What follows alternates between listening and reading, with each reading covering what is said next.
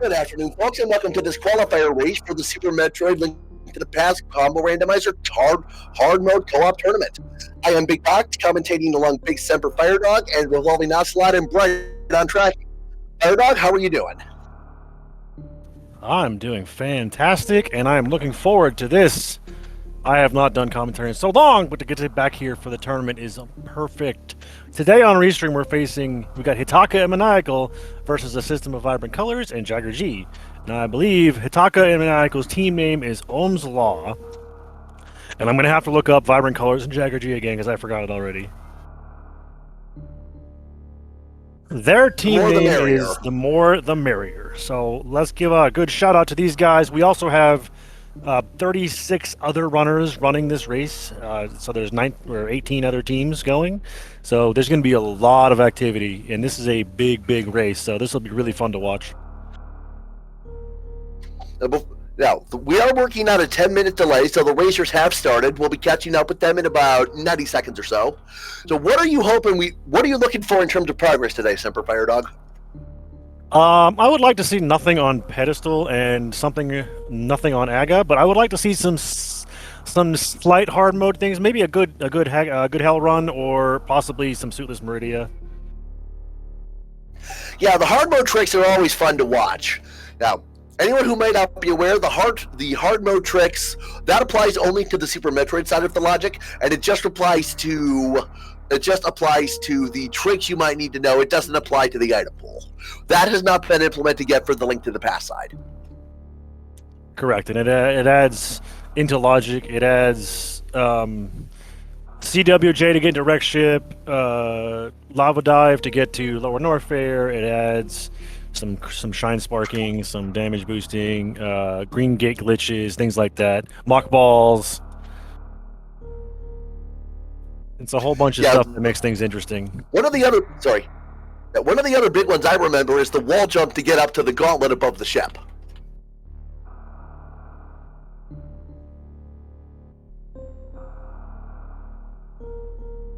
Speaking for myself as to progress, my favorite troll location is Showcase Showdown at the Gold Torizo, which is hard locked by Space Jump.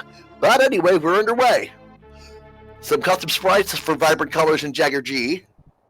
It looks like a Hyper Metroid and a Mega Man.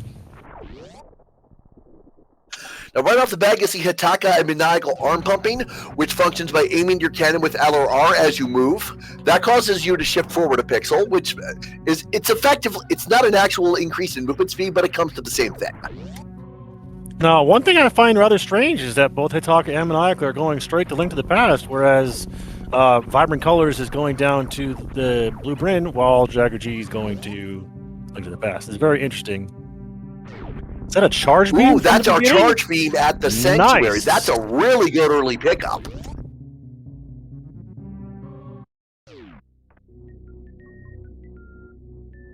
Right, so there are two items in logic for Vibrant Colors in Retro Bryn, the Morph Ball Pedestal and the Ceiling Energy Tank, which you can get to with the damage boost. A nice charge beam is nice. Or an early charge beam is nice, excuse me. Looks like we've got green rupees for one of the tree pulls. I'm not sure which tier that is. I think that might be a tier 3, and the bush crab's giving out $20, so that's kind of nice. Alrighty, so Blue Bryn Star Ceiling is power bombs. That'll be handy later on. But for now, Vibrant Colors is just going to restart to the ship to save the backtrack time, and they will most likely be heading right into Link to the Past. As you mentioned, Bush Crab dropping 20s, that's really nice. Very nice way to farm money early on. And there's only supers on the Aga Ledge, so we're probably not going to be going there today. We might, probably won't be going there, but we might need to do Aga for Dark World access, other than that. It is possible, but unlikely. At this point, we can't really make that call. But it looks like another tier 2 or tier 1 tree pull is single bomb, so that's a very good pull to have. Because you want those bombs early before going into Kakariko, that way you can get all the checks in one go, with the exception of Flute and Sick Kid. Looks like the Mushroom Spot was another 20 rupees. Maniacal at the Thieves Hideout, which is going to get us a 300 pack, I believe. Yep, 300 rupees is definitely nice. Now you can pay off the bottle vendor. And we are also very close to Zora money if we find the flippers or the power glove to get us there. Yes. But knowing Zora, it'll probably be a scam. I've never calculated the odds of it based on what's a scam and what's value. But there are a total of 316 pickups available in this game. 100 from Super Metroid and 216 from Link to the Past. Yes, indeed. Okay, Hitaka's into the castle dungeon, and Maniacal is into Blind's basement. For a bottle, some supers. A Morph Ball! Oh boy! Early Morph Ball, that's always nice to see. And that makes those power bombs in Retro Brain a lot more attractive. Meantime, there was the hook shot in the back of Blind's basement. That's awesome. It's also very helpful. Now, hook shot doesn't actually damage enemies, but you can stun them with it, correct? Yeah, it stuns most enemies. It can instant kill some other enemies. Like mini Moldorms and the little jiggly bags of jelly that are in Eastern Palace and things like that. Oh, a bow in the well.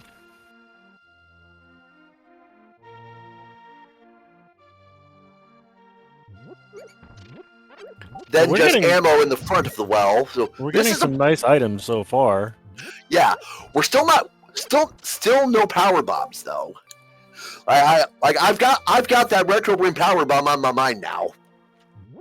It might be something they have to get before they can progress, because you kind of need any kind of bomb-breaking device or block-breaking device to get certain places. So either bombs or morph ball bombs or power bombs are required. There's an ice beam in the chicken hut, so that's 2 beams already as well. And that ice beam also means that we don't need that magic number of 15 power bombs to take out the Metroids without ice beam. So in theory, our runners could just get that 1 power bomb pack and be set, although you're at a very high risk of soft locking with only those, if it was to be only those 5. Yes, very, very true indeed. I did not see what it was on Sick Kid because I was looking at a different screen, but the back of the tavern is just another $20. Yeah, I've got the restream up. I'll take a look for Sick Kid.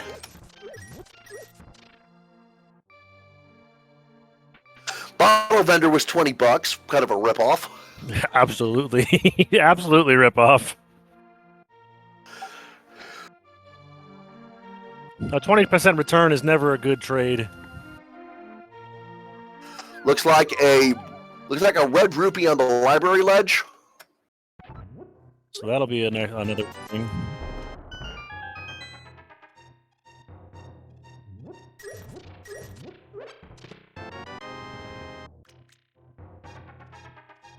Alright, here comes the Sick Kid. The Sick Kid was an energy tank. So that's, I mean, early game health is kind of a good thing.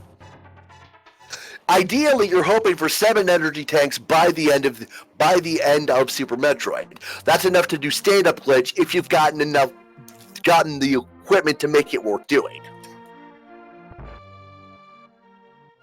The minimum you need is 3 to survive the rainbow beam. Up that to 6 if you don't find Varia, because Varia does reduce that.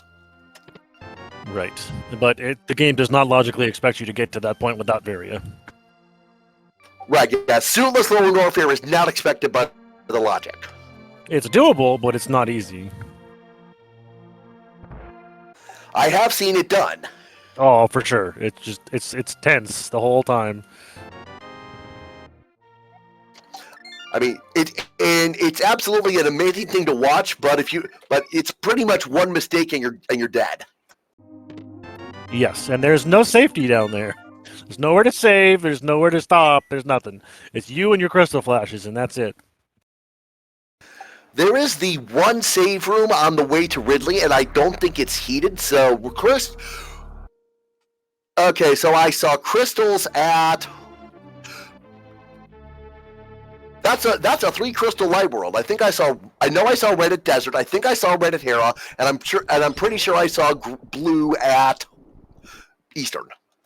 Well, that's impressive. The only thing of note in the mini Moldworm Cave was the Quake medallion, which may or may not be required to get into a dungeon.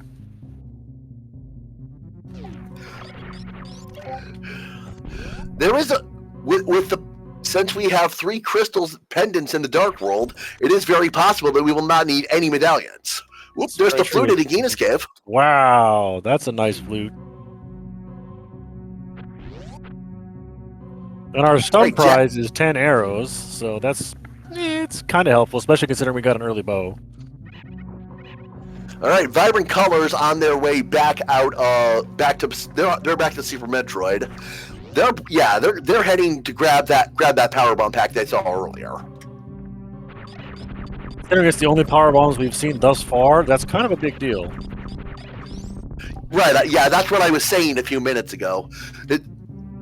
Hitaka and Maniacal don't have that knowledge because neither one of them dipped Super Metroid. So that could be an early advantage for Vibrant Colors and Jagger G. It could absolutely.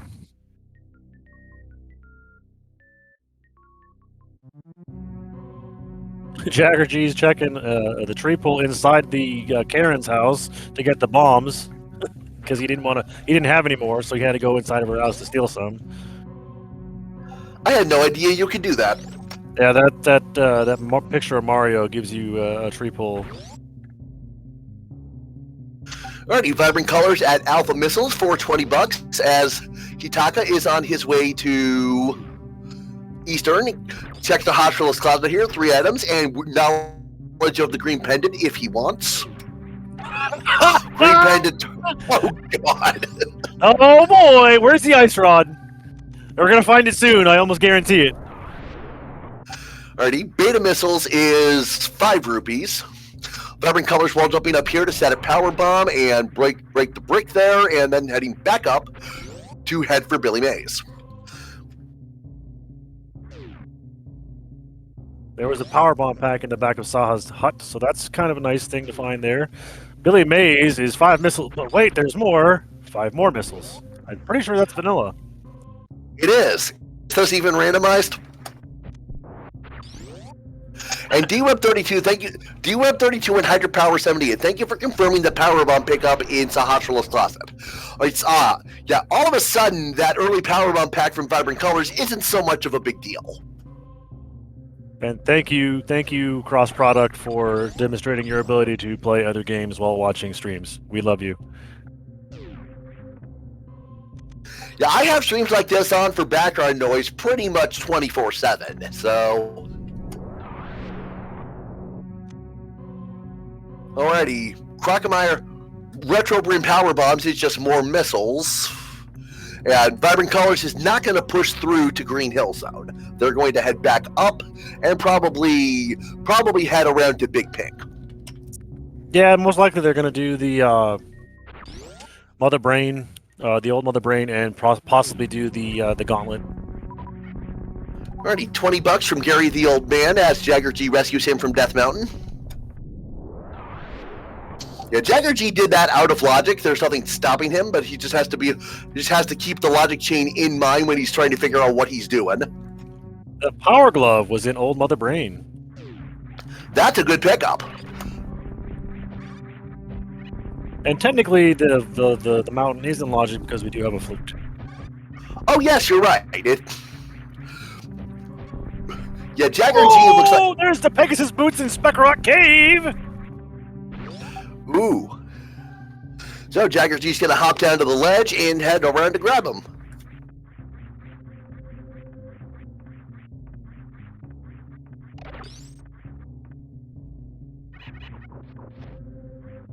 Well, that bow, having that bow in Eastern lets you full clear a crystal out of logic, of course, but you can still full clear it.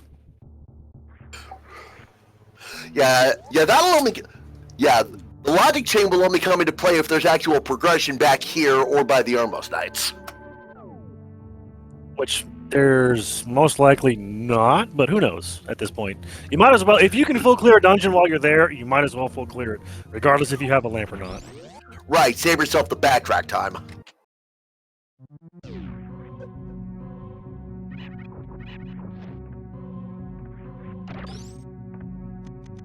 Meanwhile, Maniacal is doing the back of escape, I think.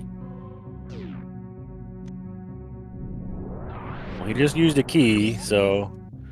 Oh, he made it. I didn't see what was in the chest back there, but he's there. Must have been the key.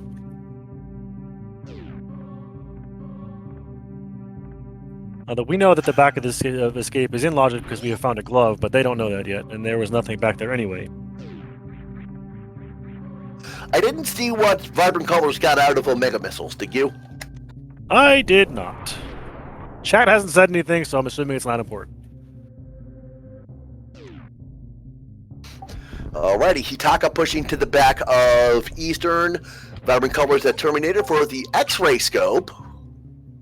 That is 2 pieces out of 3 for the microwave beam for Baboon, Dragon, and possibly Fantoon.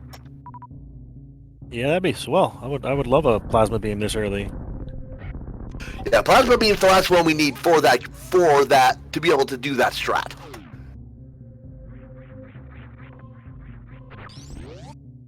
And now Vibrant Colors is going to head down to Green Bryn, and we're going to see behind a mock ball area and Edakun pit and all that stuff.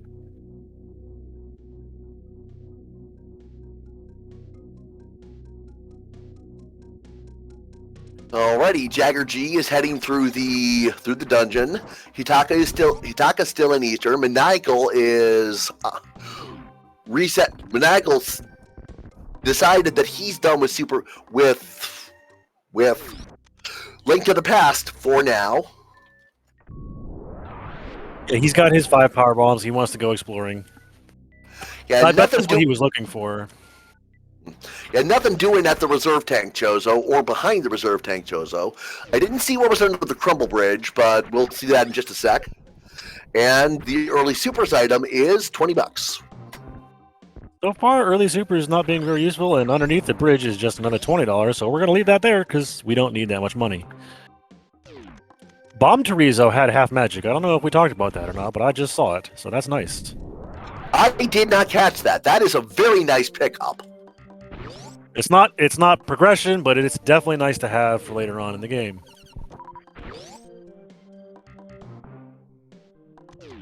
And there's a power bomb pack on the Armos Nice, and there's our first crystal at 15 minutes and 6 seconds. Hitaka and Maniacal draw first blood. That's a pretty quick first crystal. But we'll see how the seed continues to play out. We're 50% on the required orbs that we need. The other one being the Moon Pearl, then? Yes, that's like the other game-breaking item that you need in order to do anything in Zelda. I'm sorry, Hydropower. I'm not very good at paying attention, and I'm been out of commentary for a long time, so I'm a little bit slow. And there's a grappling beam on the Edakun pit, which means that Shack Tool will be in play once we find our gravity suit. Yuck. I mean, Shack Tool could have our Moon Pearl. I've seen it before. Alrighty, Vibrant Colors is taking out the Fireflies just to stock back up on power bombs. Good play, since those flies are pretty much guaranteed to drop power bombs if you are not full on them. Alrighty, looks like Jagger G is pushing on to the escape. Hitaka's doing the gauntlet while Maniacal is going to head down to Blue Bryn, it looks like. Now, if we have any of our tournament administrators present, I believe this is a shared information co-op. They can talk back and forth, but they can't watch each other's streams. I think they can actually. They might be able to watch each other's streams, but they obviously can't watch their other like racers' streams. But they can. Pretty sure they can watch their partners. I don't remember. I'm not 100% sure. That's why I asked if we had any of the tournament admins. Meantime, Hitaka has found the Ether Medallion at the Chozo in the gauntlet. Hydropower 78 in chat confirming you were right. They they cannot watch each other's streams. Yeah, with the 10-minute delay, that doesn't really make sense. So that's true. That is a very good point. I had not thought of that. I didn't think about it either. And now that it's been said, just of course. Yeah, it kind of defeats the purpose of watching your partner stream. There's really no point. Alrighty, nothing doing in the back of the gauntlet. This will drop Hitaka out right next to Terminator, so he'll probably get his X-ray out of this. Taking out the B-Toms by freezing them and missiling them to get some power bombs from them. They're another enemy almost guaranteed to drop power bombs.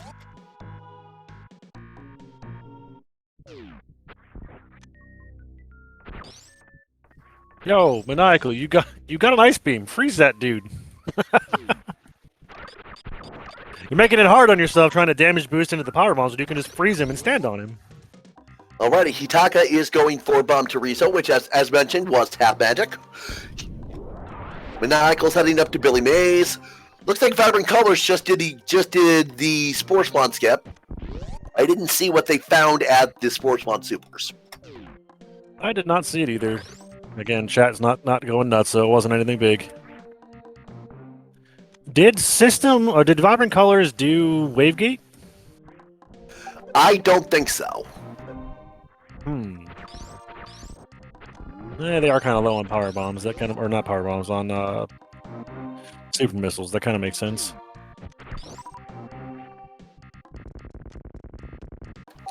Yeah, that's only a max.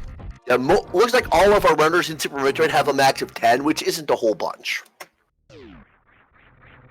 Already, Vibrant Colors has made it to the Red Tower. They're going to go down first.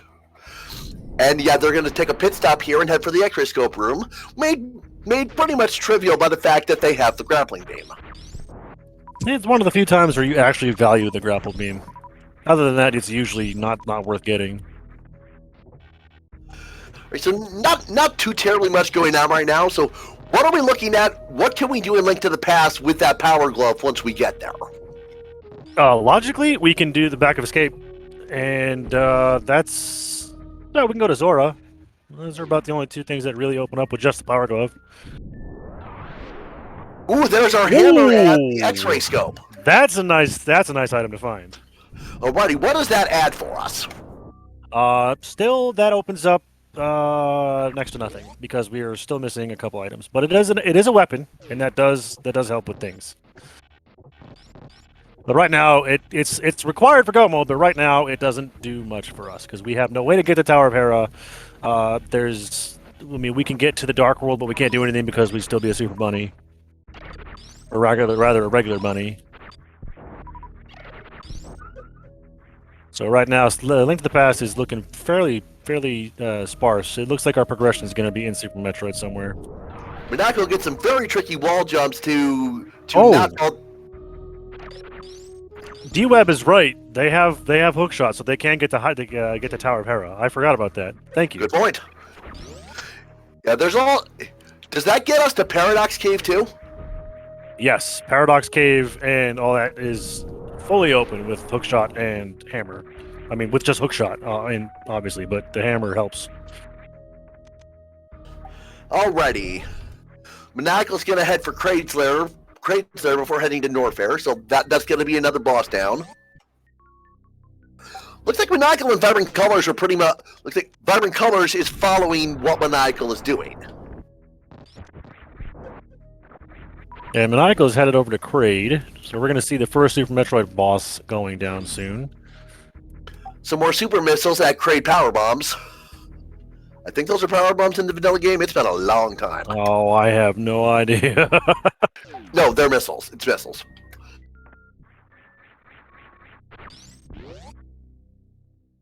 Maniacal destroys Mini Kraid.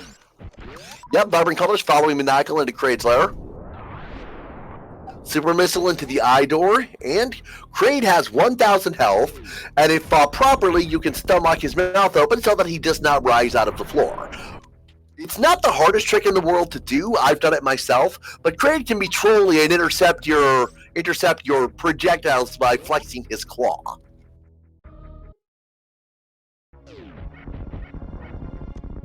And down goes Kraid for the quick kill. Congratulations. Alrighty, that is one quick kill out of 4 on the restream. We'll see how many more we get. For the Moon Pearl! How about that? And there is our Merle. So there is both the orbs. That's full Dark World access with all the items that we know that they were going to get soon. And that opens up the game a whole bunch. Yeah, The contrast between Link to the Past Go mode and Super Metroid Go mode has always been fascinating to me because there were so many spots in Link to the Past where you need a given item just for one thing and that's it.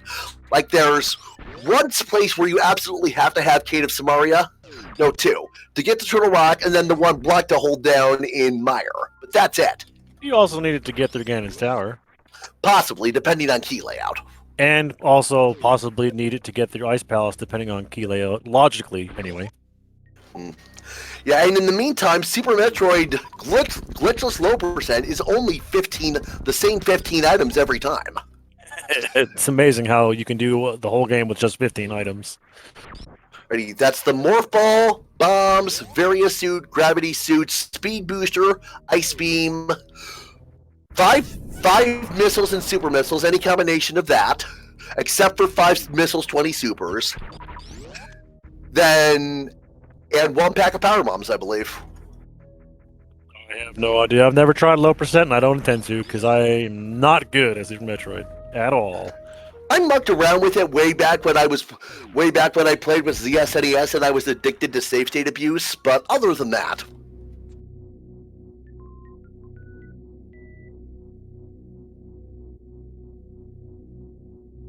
Alrighty, Monaco is into our fair checking Crumble Tower here. It's the lamp. That might be important. But he's not getting it. It's a logical requirement, but it's not. But it's for experienced runners like all four of our restreamed are. It's not critical. But right now, I would say it's worth getting because then you can have a fire source, which opens up other things. I hadn't thought about that. That's like a good the point. basement of Hera. Did we find? Okay, Jagger G is at Mini Moldorm. Was this done earlier? I don't remember. Yes, it was. The only thing worthwhile in here is Quake Medallion in the final chest. Got it. But it looks like 300 rupees at the Crocomire escape. Maniacal is back out of the Ice Beam area after not finding anything, I think. And he's going to leave that lamp there. That's a very interesting play. Alrighty, Hitaka did the Spore Spawn missile skip too. It was just regular missiles. Now, if anyone's curious how that works, you position yourself, you set yourself up in a specific position so that super missile block that Hitaka just shot.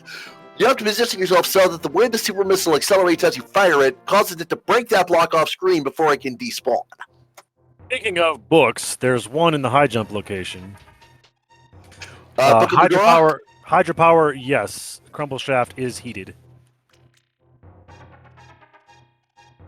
And the Book of Medora, right there in high jump. So that's that gives us access to desert. And if we had that fire source, that would be possibly a full. Well, no, it would be a full clearable desert because we have boots. So yeah.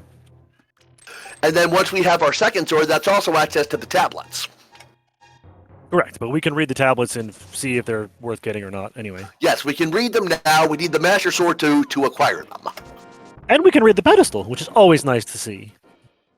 Because you Indeed. never know what might be on that pedestal.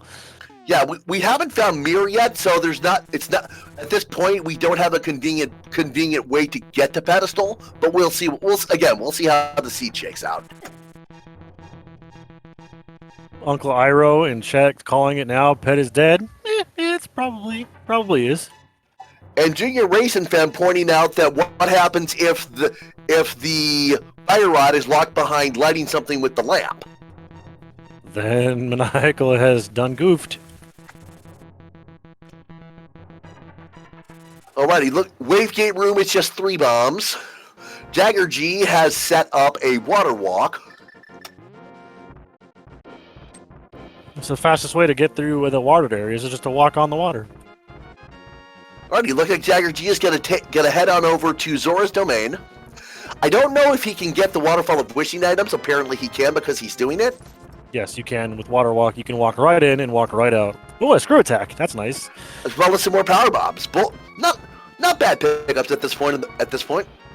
Now he can't do anything in Zora. He can check to see the item there, and then unless he knows the ancillary slash delete, which I don't know. That was a beam. I think that was wave beam.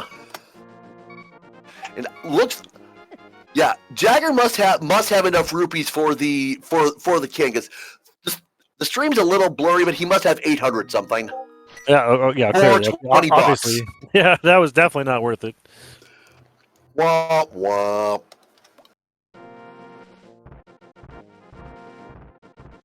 And he's gonna go for that beam.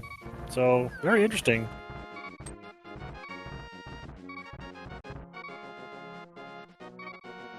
Now, if I recall correctly, the idea here is that you do a sprite overload so that the splash animation doesn't play, because the splash animation is linked to the game starting you to swim.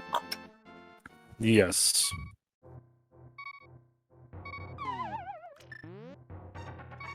The diver down trick you can do in Swamp Palace is similar. In that, you clip yourself into a wall, so instead of getting the splash from jumping into the water from the stairs, speed booster in Paradox Cave. Right, so yeah. So diver down, you avoid the splash animation by clipping yourself into the wall, which lets you use a jump down ledge transition instead of a jump into water transition. I just assumed that it was done through magic. Hey, Bloomerang, that's a thing, I guess. Considering we know that the red meringue is on top of Spec Rock, Speed Booster was the only thing in Paradox worth getting. Vibrant Colors also got a heart. Vibrant Colors also completed a heart to get a refill, which is not bad timing on that.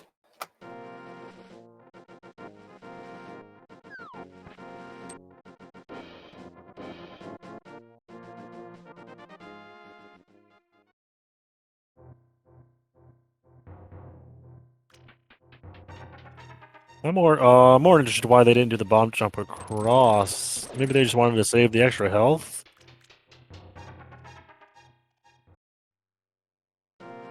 Only Maniacal is at the top of Red Tower.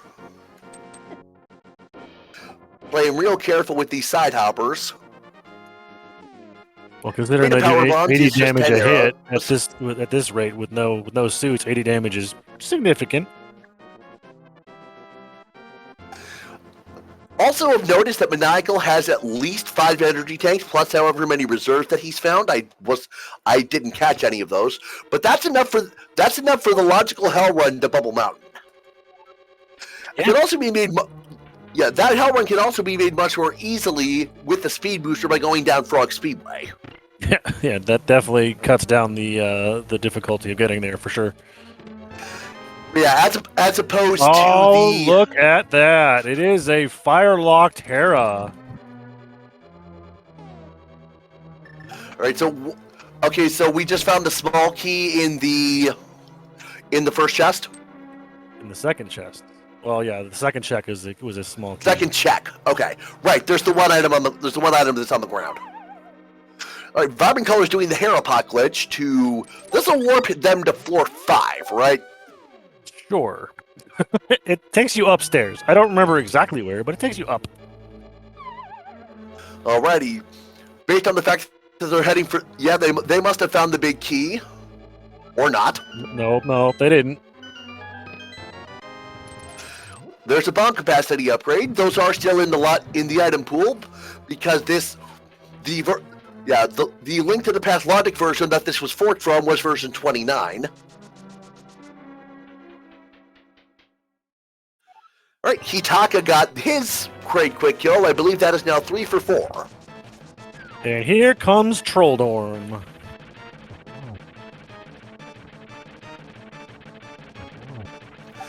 Vibrant Colors using the hammer. It's got an awkward hitbox, but it does tempered sword damage, so that's just got to hit 3 times, and Moldorm is down. And if Moldorm has the second item, which he doesn't. Alrighty, there's an item fire locked in that Hera basement. I saw one item. I did not see what the first item was, so I didn't think. Yeah, the second item is going to be locked in the big chest. Bomb capacity upgrade. Okay, so does that? Oh no, that means vanilla. That means vanilla big key in the basement, right? Correct. Which means that there's something in the big chest and we don't know what it is. Alrighty, so we'll see if anyone comes back to that.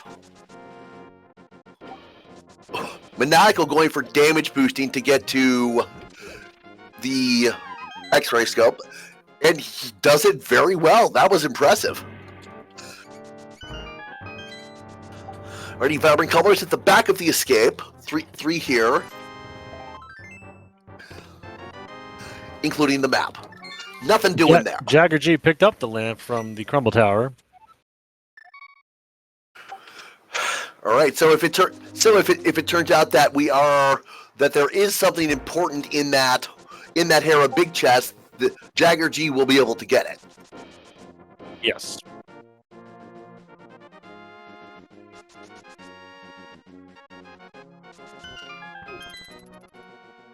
Alrighty. Looks like okay. Maniacal is trying to damage boost back across the spikes here by taking damage from enemies instead of the spikes, and he's got it. Took a lot of damage there. He's really close to death, though, but he did it. Very gutsy call. Well, it saves him having to come back with the hammer, so I guess it's a good call. But yeah, no, he made it, so he's not dead, which is a great bonus. Yeah, that is not a gamble I would have taken. I would have waited to find that grapple beam to do this. Or something like Space Jump. Meanwhile, Vibrant Colors is headed to the Dark World. We're going to get our first glimpse of that. Alrighty, keep an eye out for a map check. Blue Pendant, Skull Woods, Red Pendant, Swamp Palace, everything else is blue crystals except for Pod, which is a red crystal, and Turtle Rock is a green pendant. Which we already knew. So the pendants are Skull Woods, Swamp Palace, and Turtle Rock. That pendant Skull Woods, that could lead to the Fire Rod not being mandatory, correct? Technically, you need Fire Rod to get through Gannis Tower, logically speaking. What part of Gannis Tower do you need it for? The right side. So you do the after the tile room. Got it. Yeah, Jagger G struggling here because speed booster without high jump sucks, but he gets it. Okay, so it is theoretically possible that we won't find the Fire Rod in this scene. It's absolutely theoretically possible, but is it likely? Probably not.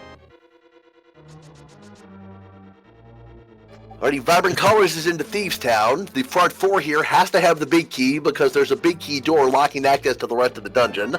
Because we actually also technically need a fire source for Hera to get the second item. We also need a fire source to get to the boss of Desert.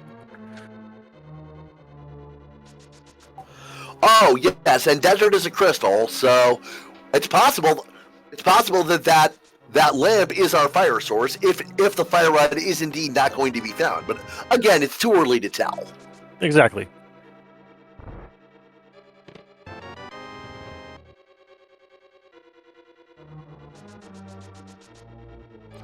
Alrighty, Jagger G about to fight Kraid. Are we going to go 4 for 4 on the quick hill today? Or is Jagger G going to buy the big Kraid DLC? One thing I have noticed yet, we're 36 minutes in, we still don't have a sword. Good point. Oh, Jagger G got trolled by Kraid. Taking Kraid to the prom, bought the big Kraid DLC, however you want to call it. We are 3 for 4 on that today. And speaking of swords, we do need 2 of them to beat the game. Otherwise, we cannot beat the pig at the end.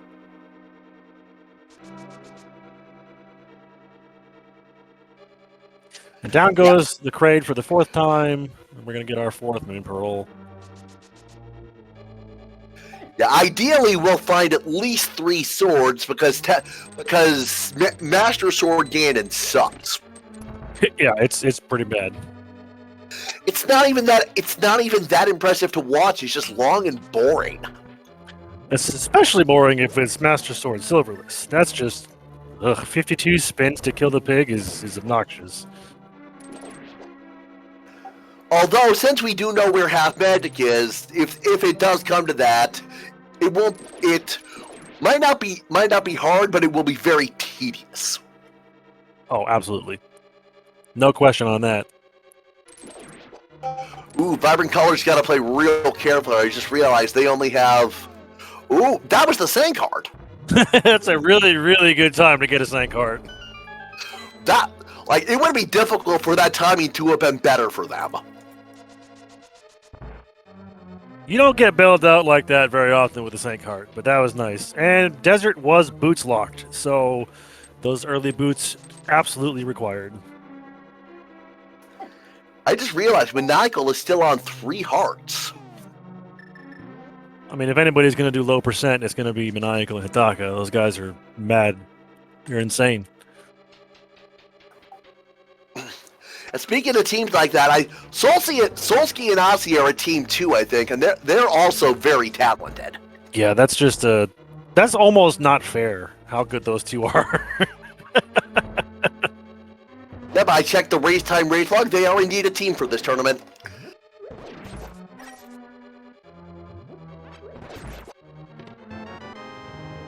Alrighty, Hitaka heading around to Tower of Hera. So, alrighty, so did Hitaka get the lamp? Yes, he did. So, time for us to see what exactly this was. You really think he's going to not do Harapot too? Alrighty, Ether Tablet is money. So we'll see what Hitaka does. Hitaka's wasting arrows on these little things instead of hitting them with a hook shot.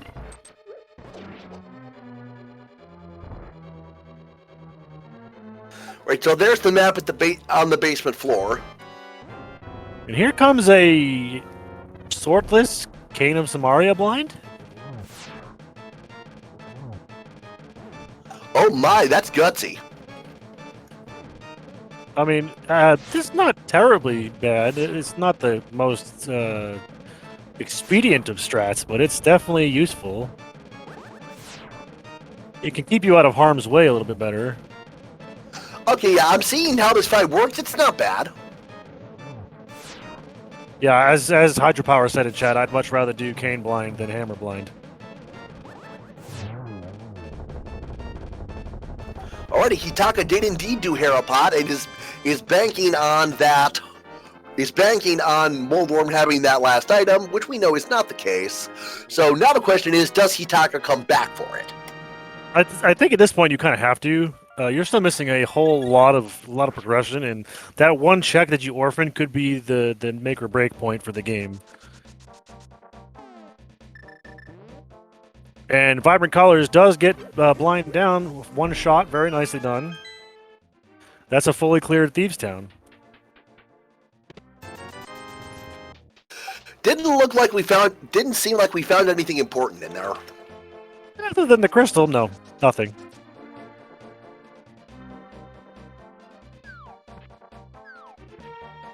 Alrighty, looks like Maniacal just beat the Landmolus. With 3 hearts and a hammer. That's pretty impressive. And Hitaka's not going back for it. I really hope there's something important in that big chest. With some more energy in the dig game. Yep. 13 digs there. I don't know if we've seen Spiral Cave already. I haven't been paying attention, but Hitaka's I don't think we have.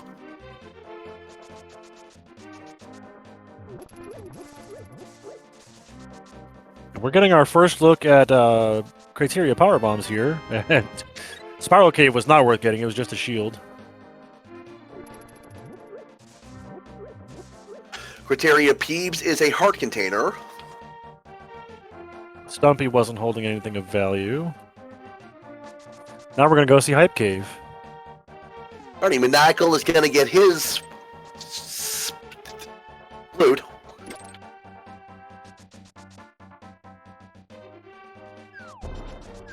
Come on, Hype Cave, be hype! Probably not, but we're gonna hope. Alrighty, looks like Jagger G is going to set up for a Shine Spark to go to just fly through the landing site and the first room of the gauntlet. Bottle at the front of Hype Cave.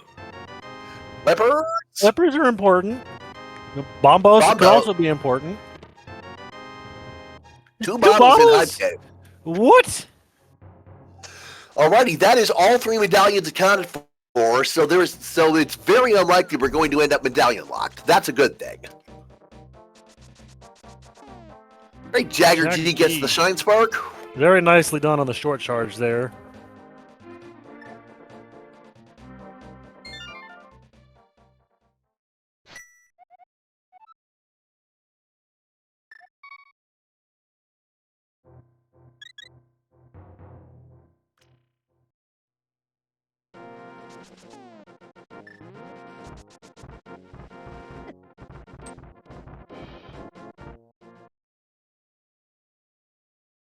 Maniacal into Hype Cave right behind Jagger G. No, Vibrant Colors.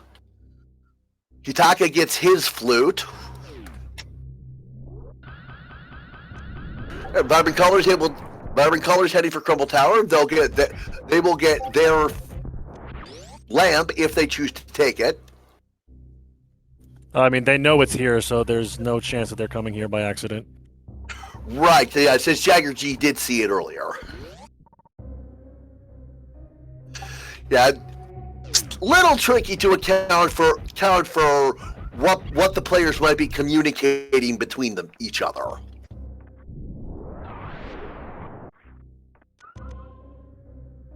I'm gonna have to agree with 2D Tones on this one. I think it's about time to start doing some hell runs.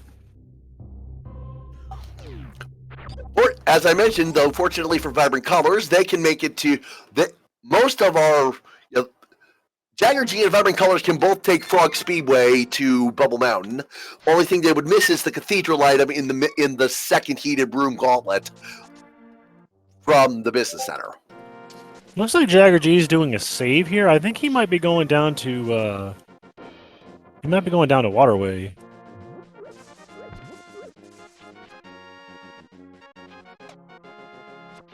That's a good play. Waterway is an easy check to orphan. Very, very easy to orphan.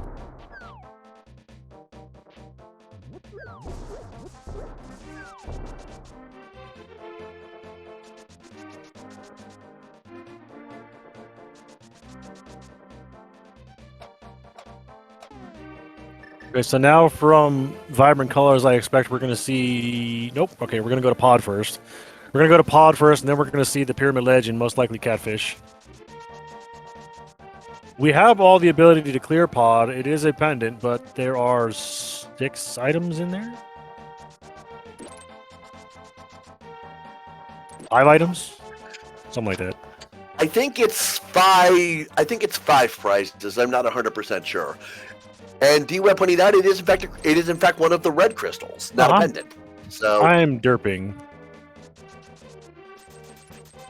Yeah, 5 prizes and 6 small keys. Okay. Right. Maniacal gonna get us our look at the Pyramid Ledge there. Bombs. And Hitaka is gonna go check the pedestal. Alrighty.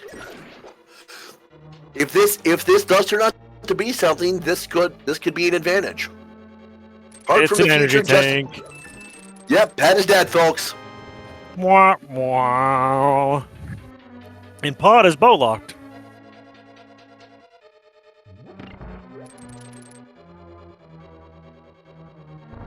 Not really relevant considering how early the bow was, but an interesting note nonetheless.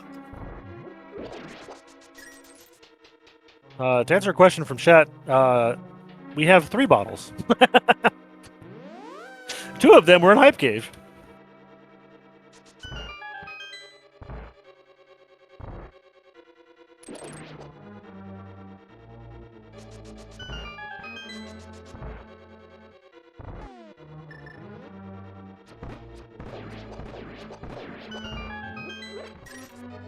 All right, we're getting ready to see some of the items on the right side of pod.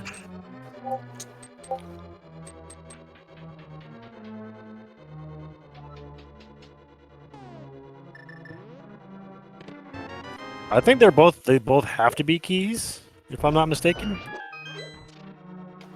I'm not particular. I don't play the Link to the Past randomizer, so I don't really know the ins and outs of the logic. I just know I just know what major items get you where. I was wrong. The hit does not have to be keys on both of them. It just has to be a key. One of them has to be a key. Guaranteed. Nice bond trap from Vibrant Colors there. That was cool.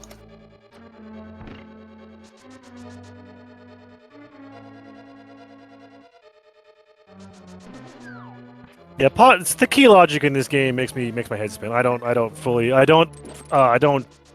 portray to know that. I don't know them all. I know some logic just from playing it, but I don't claim to know it by heart, and I'm definitely no expert. The thing I've been told about key logic that stuck with me is the game assumes the logic assumes you will use them as stupidly as possible. That is accurate. Like, I know the key logic for Thieves Town says that if you don't have the small key before or after rescuing Blind from his cell, then you will not be going to the big chest. Right, yeah. Thieves Town is one of the dungeons where the small key can isolate itself, right? Yes.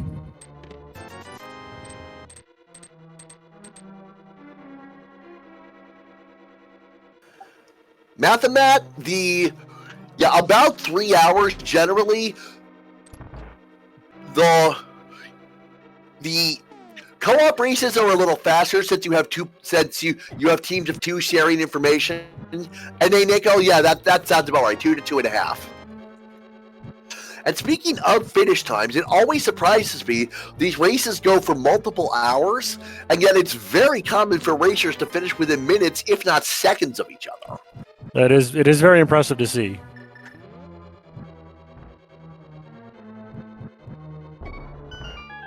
Finish 4.5 hours for your very first seed. That's not bad at all.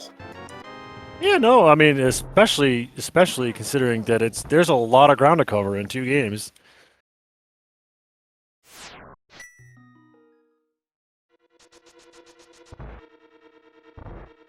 So far, Pod has been pretty desolate. Like, I haven't really seen anything that's been game-breaking here. It's all just standard garbage.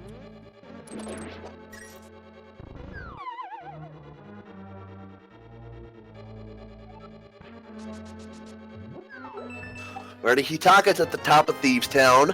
Maniacal's following what Vibrant Colors was doing. Jagger G is going backwards through Green Hill Zone. If he did check Waterway, I missed it while I was focusing on Vibrant Colors. Well, he hasn't been there yet. Gets the missile gate glitch first try.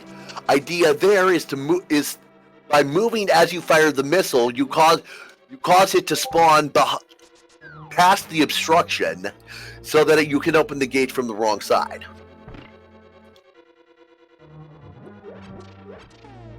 Oop, don't do it, Jagger. One hit from Los is gonna kill ya. Ooh, that was close. That was very close. I would not have taken that chance. Yeah, that would have been 80 damage. With no reserves, yet he would have been gone. It was a very, very brave move. Very gutsy. Looks like he's trying to charge up a speedball so that he can roll through the bricks with speed booster echoes to destroy them. He's trying to be swag, and it's just not working.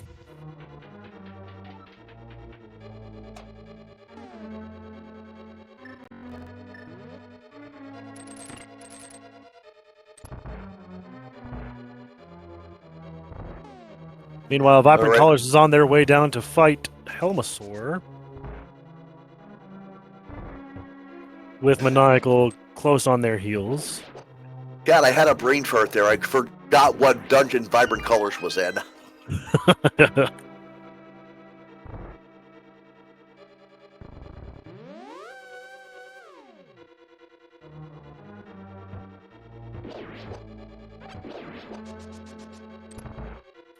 Jackie Alrighty. was going to do a Shine Spark up here, but then he realized his health is a little bit low, so he decided to jump up here instead. All right, I believe that is 17 or 18 whacks to Helmasaur's mask with the hammer to break it off. And then, since we still don't have a sword, Vibrant Colors is going to have to use the bow to finish Helmasaur. Yes, and that is 8 shots with the bow.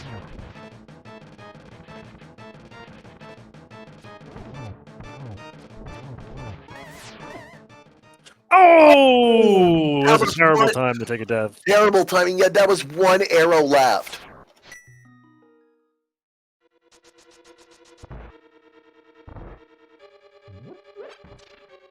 That's the problem with second phase Helma, is that he can both spit fire and hit you with his tail at the same time.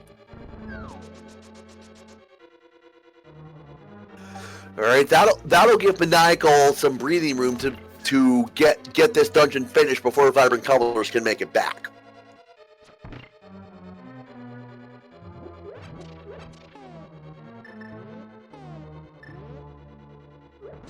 DS Allure, at this point, ammo is still good to collect because we don't know if what's it called, if the plasma beam or the spazer are going to show up.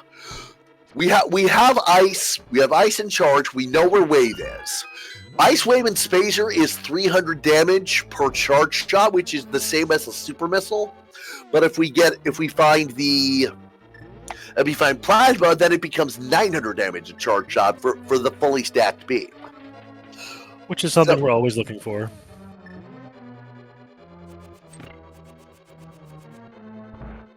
Maniacal's taking his chances at Helmasaur. He's got even less health than Vibrant Colors did, so let's see how cautious he is. And taking a hug from Helmasaur is definitely not being cautious. Hey, still on green mail. He has no leeway. Oh, he's trying for hammer swings. Oh, that's brave.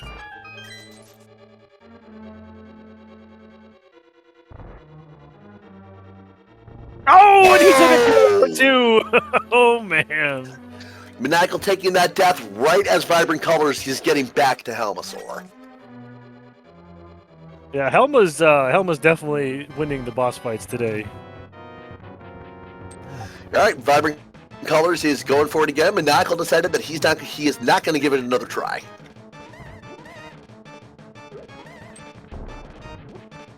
Trying to expedite the fight with bombs. Looks like it's working. Yeah, I think it takes 4 bomb hits to crack the shell open. It's either 3 or 4. I don't know for sure. There's 4 shots. Well done. Very well done. Alrighty, so if this is a relevant prize, then it's not. It's still a crystal. Point taken. Maniacal let the hobo into the bridge for some missiles.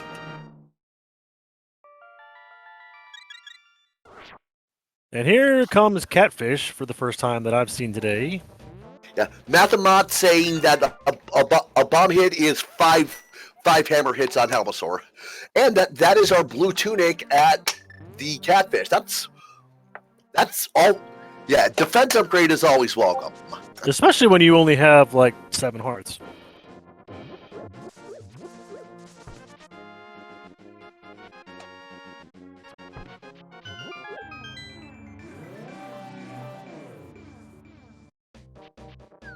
Dr. RM, we have gotten scammed already. It's $20. It's a very, very big scam.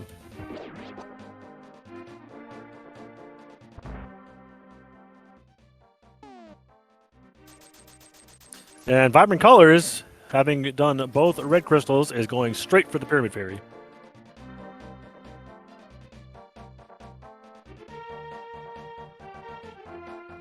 And we are reaching the hour mark, and we still have no sword.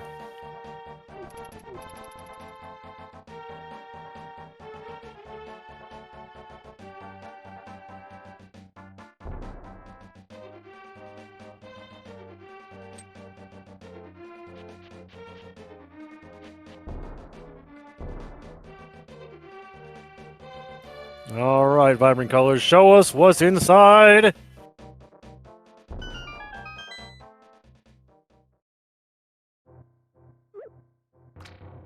We're going to get a free green potion, because that's all you get in the combo randomizer from throwing a bottle into the fairy fountain.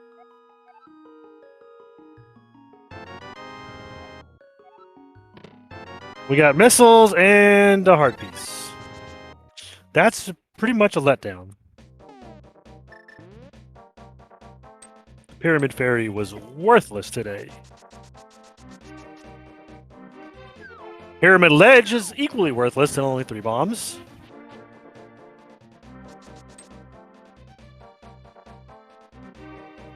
We are swiftly running out of places to go that are not nasty, so I think we're going to have to start doing some hell runs into Norfair to do some upper Norfair checks. Skull Woods, the front half of Skull Woods is open and nobody's been there yet either.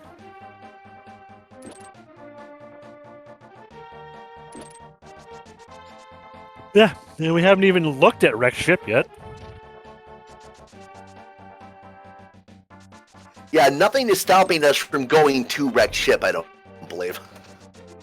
Nah, it's not key sanity. So as soon as you get Morph Ball and Power Bombs and Supers, you basically can get over there.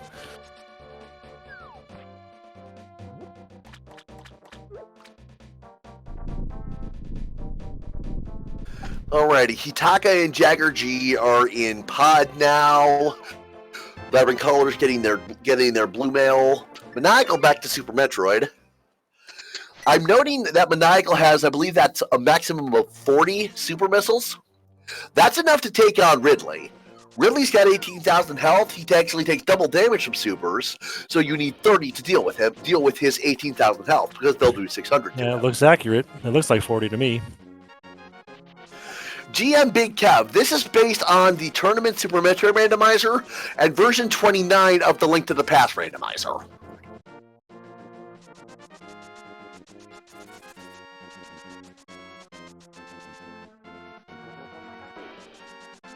So, looks like Maniacal is going to the place we were just talking about. Alrighty, looks like Vibrant Colors is at a Genus Cave, so they will get their flute out of here. Has anybody activated the flute? Yes. Okay. Little raiding party from Orange Kupo, 5 people. Welcome to this qualifier race for the Super Metroid Link to the Past Combo Randomizer Hard Co-op Tournament.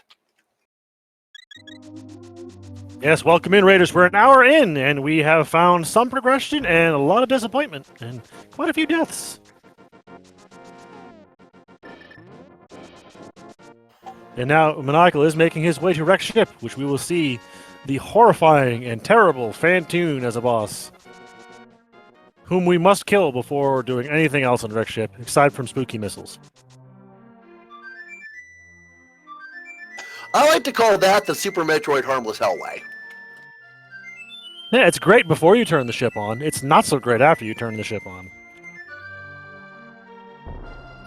Ghost of Argus. I know. You know, he kind of does look like that. I never thought about it. Of course it is. It's the ghost of. It's absolutely the ghost of Argus. He killed all his Argai, and now he comes back as a ghost, and he's not happy with you. Alrighty, Hitaka finishes off the Helmasaur King. Maniacal is now 1 room away from the Ghost of Argus. That's usually my line, D-Web. What are you doing? Alrighty, the Ghost of Argus has 2,500 health, actually takes double damage from super missiles the same way Ridley does, but if you hit him with a super missile and it doesn't kill him, it will enrage him and he'll sit at the top of the screen and waste about 30 seconds. Yes, it's very frustrating. That's a nice fast strat for a fast pattern. So now Maniacal is going to try to do some Dopplering to hit him with multiple missiles and stun him with his eye open so you can hit him more than the optimal amount of times. Yeah, there were 3 patterns, fast, medium, and slow. That was a fast. It's looking like this is going to be a slow. Of course it is. Fantoon is kind of a jerk.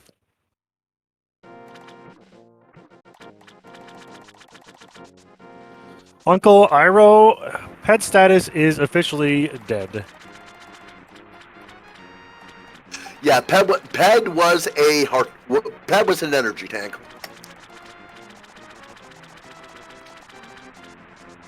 And down goes Fantoon. Very nice and easy 4-cycle for Maniacal.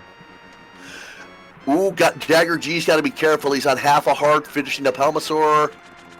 Oh, clutched it out. he stared death in the face and was like, not today. Yeah, the ideal Fantoon kill is 19 regular missiles for 1900 of his 2500 health, and then the double damage super to finish him off. Yeah, I just shoot at him until he dies. I don't count. I'm terrible at Superman. I'm terrible at Fantoon. Yeah, fun fact, the Super Metroid official strategy guide from back in the 90s recommended you kill him with 5 super missiles. Yeah, that's just dumb.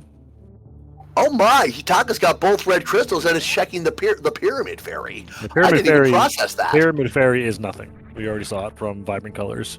Oh, it must have been when I ran upstairs. Yes, it was. And yeah, that was a big letdown.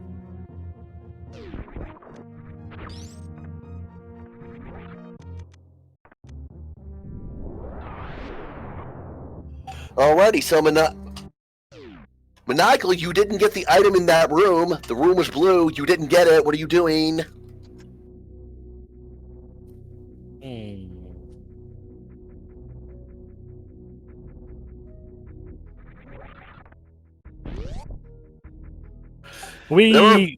There are various.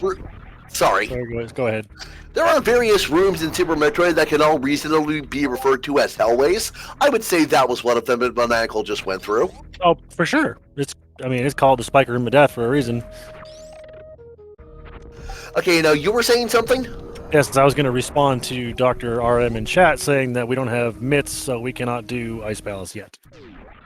And we don't have a sword to use the Bombos Medallion with anyway. So, there's several things blocking our path. Indeed. But over an hour, we don't have a sword. Where are they? Where are they all? I bet 2 of them are in Ganis Tower.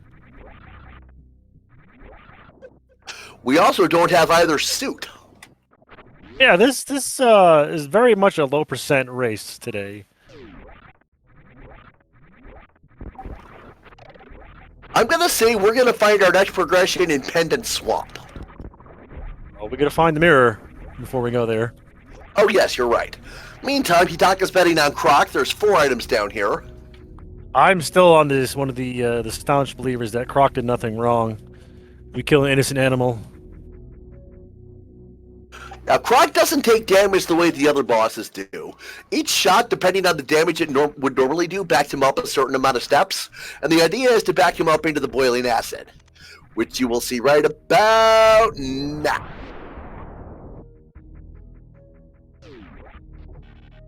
There's some more super missiles at the Croc energy tank. Vibrant Colors on their way to Red Ship. D-Web, if you enter Croc's house and you don't shoot him, all he does is sit there and roar at you. So technically, we're the bad guys. Really? I didn't know that. He won't advance until you shoot him?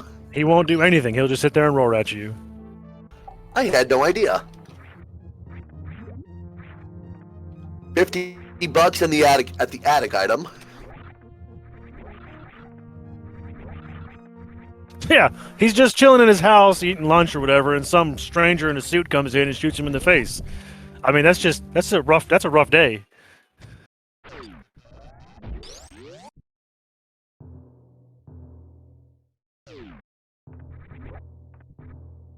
Hitaka farming up at the bug generator here. Good spot for it. Yeah, one of the best places in the game to farm for sure.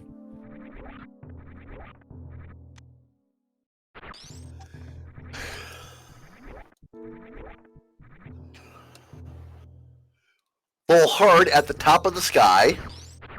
Now the middle sky morph ball maze is just bombs. And we now have 3 items left. Destructible Chozo, Wreck Ship Reserve, Gravity Suit. And actually, I'm pretty sure Maniacal didn't check the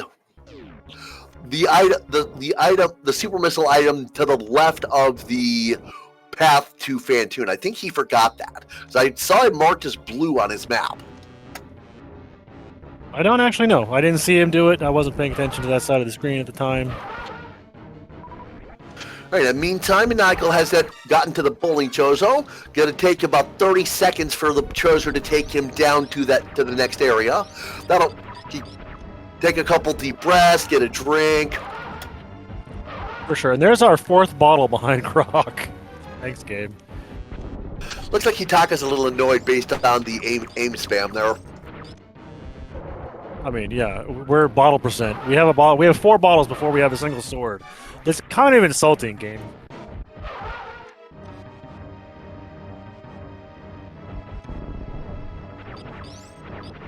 And Jagger G doing a very nice kill on Millen Moles, while Maniacal finds the mirror. Alrighty, that could be our progression to. That could be our progression into Swamp Palace to find more progression. And there's the Ice Rod, which we don't. Wait, really where did you see the Ice Rod? Ice Rod was at Vanilla Gravity Suit location. Okay, I believe I saw the 3rd shield at the grappling beam item. Which is weird because I don't think I even saw the 2nd shield. There's a gravity suit at Croc. Ooh, that's a big deal. Yes, bet on this was absolutely a bet on Croc seed, and that gives us access to all of Meridia. Yep.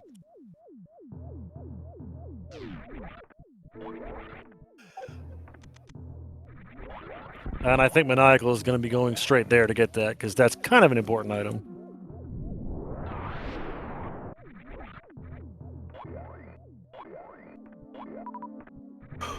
Jagger G farming at the bug generator in the heated room. It looks like Maniacal is okay. Yeah, he switched games twice to force it to save. That makes sense. And actually, I think that might have actually been faster than finding a save room. Oh, Maniacal heading for Shaft Supers. We haven't seen this yet. We have. It is a heart container. Okay, I guess we must have seen it on Jagger G in Vibrant Colors. Yeah, Jagger G did it with like next to no energy. Oh. Once again, we're visiting Croc, who did nothing wrong. But here we are shooting in the face.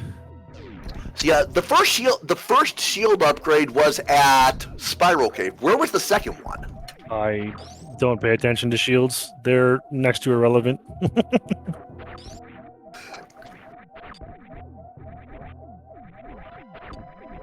And most runners tend to avoid them because they add lag, which I don't particularly care about, but some runners do care. And for what it's worth, the mirror shield is logical access to Laser Bridge. Yeah, so is the cape or the Cane of Burna. Neither of which we have. True. Not that we can get to Turtle Rock anyway, because we don't have a sword to open it or the mitts to get up there. Just rain on my parade, why don't you? Hey, somebody's got to be a realist here. The sword, not having a sword is actually crippling. We can't do a lot of things without a sword. You can't get to Aga, you can't get to Mothula, you can't use medallions. You can't beat the game without it, so we kind of need 2 of them. Alrighty. Yutaka confirming for us that the ledge was indeed Wave Beam. So we are missing Spacer and Plasma now. Did Jagger G get to Waterway? Did I miss that? I don't know, but Maniacal's there right now. Womp. That was totally worth.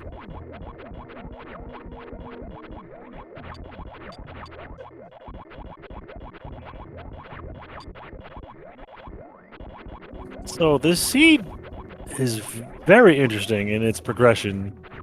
It's making us do a whole bunch of low percent stuff, and then giving us gravity to be like, hey, guess what? Go to Meridia. Yeah, DJ Slim. The link to the past logic for the combo randomizer. Yeah, as D-Web just said, based on version 29. Alright, I should remember to pay attention to chat. I always forget to talk to chat.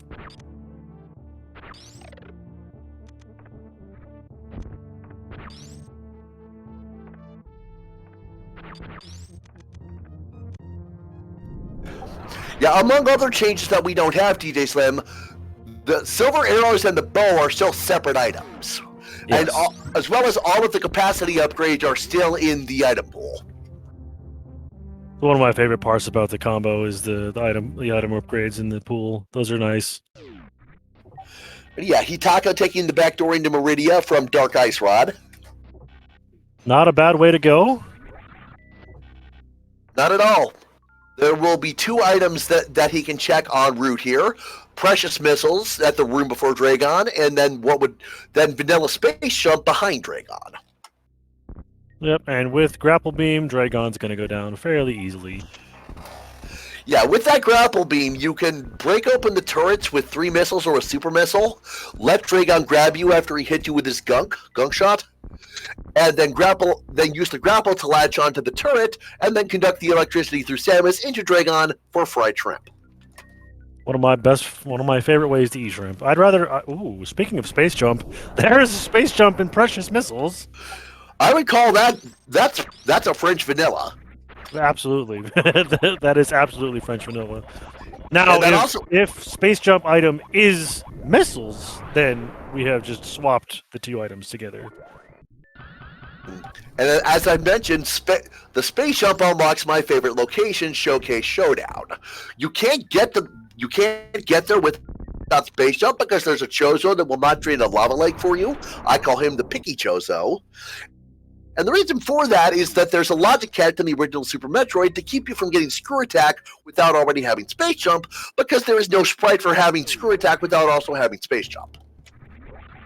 That has since been patched in the randomizer versions. Indeed. I don't. Screw Attack destroys the gunk, and we don't quite get it. Yeah, that was. I don't know if that was a mistake on Hitaka or a purposeful movement. He was trying to maneuver Croc, so yeah, okay, he's letting the gunk. He's getting grabbed by the gunk. He's just going to do it the hard way. He's going to let Croc swing around until he gets in range. What he was trying to do earlier, just a few seconds ago, was position Croc so that he could latch onto the turret immediately without having to wait for this. I didn't think Crocomire lived underwater. Dragon! Jagger G just saved his life with a Crystal Flash here in Upper Norfair to get out of the wave beam area. Looks like Maniacal just checked Graveyard Ledge. I didn't see what was there. Okay, yeah, it's just 10 arrows. And behind, high jump boots at Space Jump. That's Space Jump and high jump at the same location. That's kind of nice. Yeah, the high jump is one of the best items you don't really think about until you don't have it. Oh yeah, it's absolutely. Oh, Jagger, you're dead. $20 at King's Tomb. With that reserve tank, he might make it out of here. Nope. Nope, never mind. He's dead.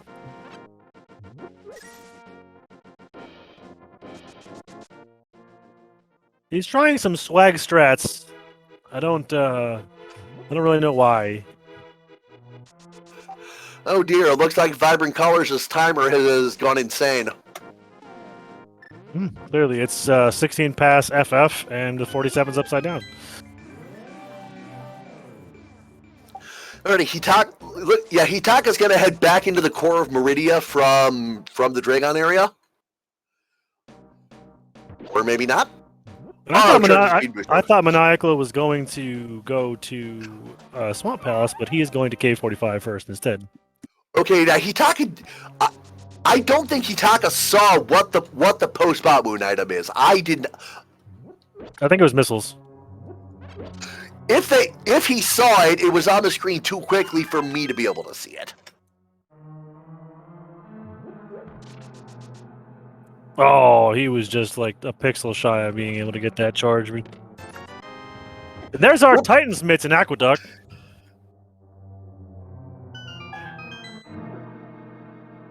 That's a nice find.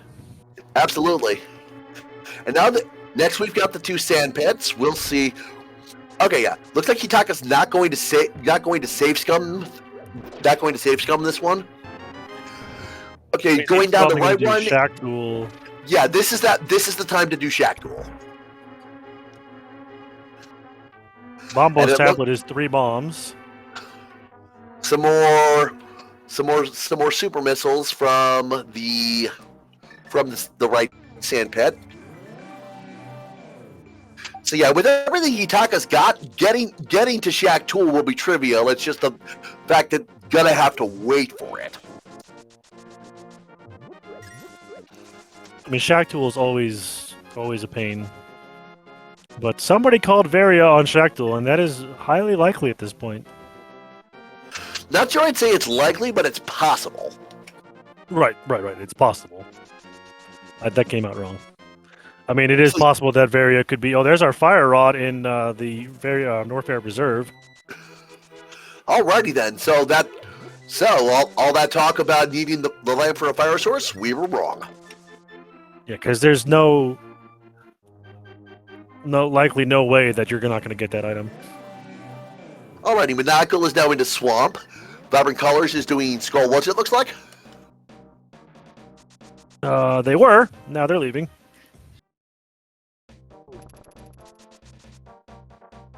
And Shack Tool is almost done digging, and we're going to let Shack Tool live today.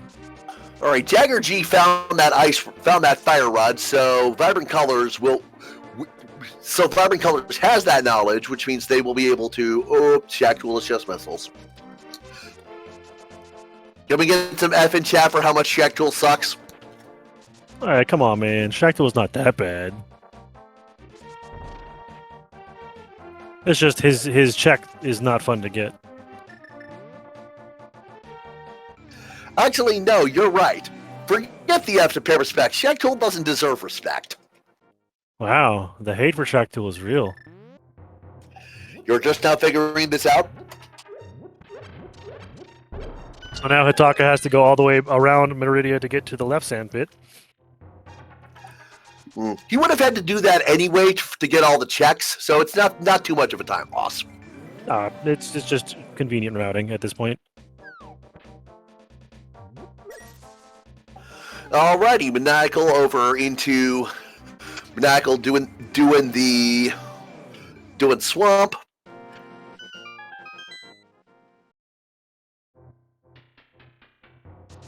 Man, there is just nothing. Like, Norfair has next to nothing in it. The fire rod, which is not even required, is just chilling there. Well, it might not be required. But we now have the ability to do all of Ice Palace as well.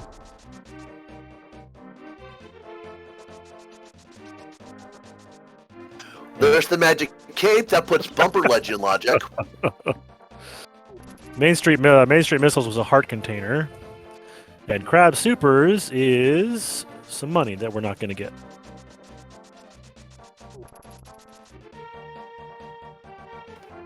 "80 minutes and no sword. What is going on?" Yeah, this is madness. Are you sure it's madness? Are you sure it's not Sparta? Yeah, it doesn't look like Sparta. It's more like Zebus. Well, there's a spring ball at Mama Turtle.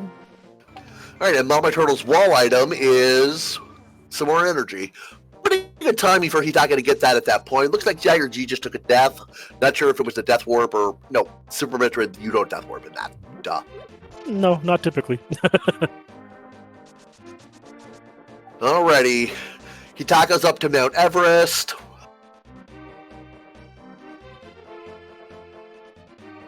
Maniacal's going for a diver down. Gets it first try, it looks like. Very well done. That was the third try, but it's always the first try. The beach item has 5 bomb capacity upgrade. We're going to leave that there because nobody needs more bombs. Alrighty, so Maniacal heading for left side swamp. Yep. With the hook shot, it's much easier to do. And Jagger G's dead again. I don't even know how he died this time. Looks like He's beating his head against the hell runs. Oh god. Oh, he's low. He's saved at a low health. There's the map.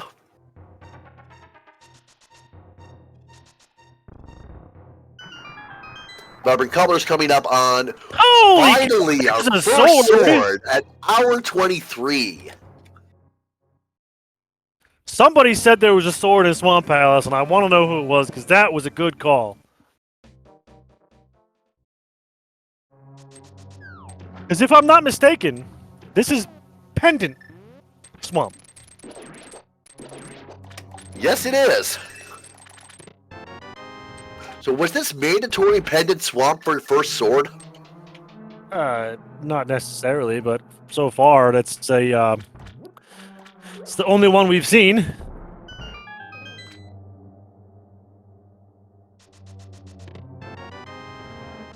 Alrighty, Maniacal, and this is the vanilla big key room, right? No, where he got the sword was the vanilla big key room. Okay. Yeah, this is the other place where you can make good use of. There's various suit at the left sand pit. That's a nice find. Anyway, as I was trying to say, Maniacal, this is the other room where you can make good use of Diver Down. Yes.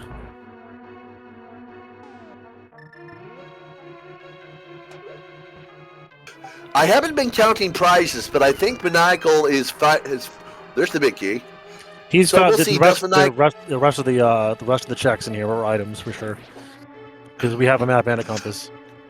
Okay, so now the question becomes: does Maniacal come back after beating Argus?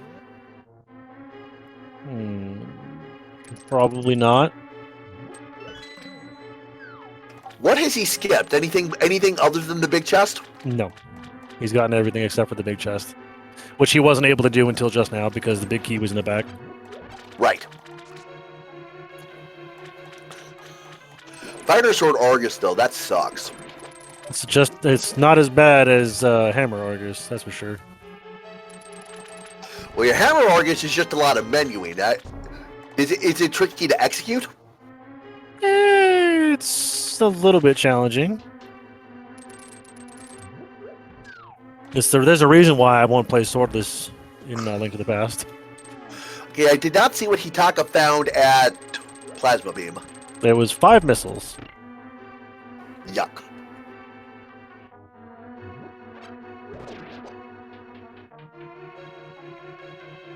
This E-Tank that Jagger is about to find on the wall is going to save his life because he is empty.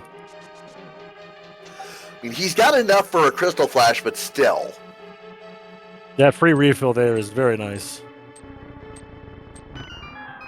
Maniacal fighting Argus with the Ice Rod. Didn't know you could do that. Yep, he takes I think it's temper sword damage from the Ice Rod and the Fire Rod. Then it's involved with the spin or the shovel. That unlocks Dig Spot, and I think that's it. Yeah, that's all it does, and that Dig Spot could be important, or it could be nothing. Do you want a fetch quest? Oh yes, Jagger G is heading up toward Watering Hole, and based on the fact that I saw Vibrant Colors there earlier, so I think I saw Vibrant Colors there earlier. Wait, no, I saw Hitaka there earlier. Vibrant Colors doesn't have gravity yet. I don't remember what was at Watering Hole. I don't remember either. We'll find out though. I think it was nothing.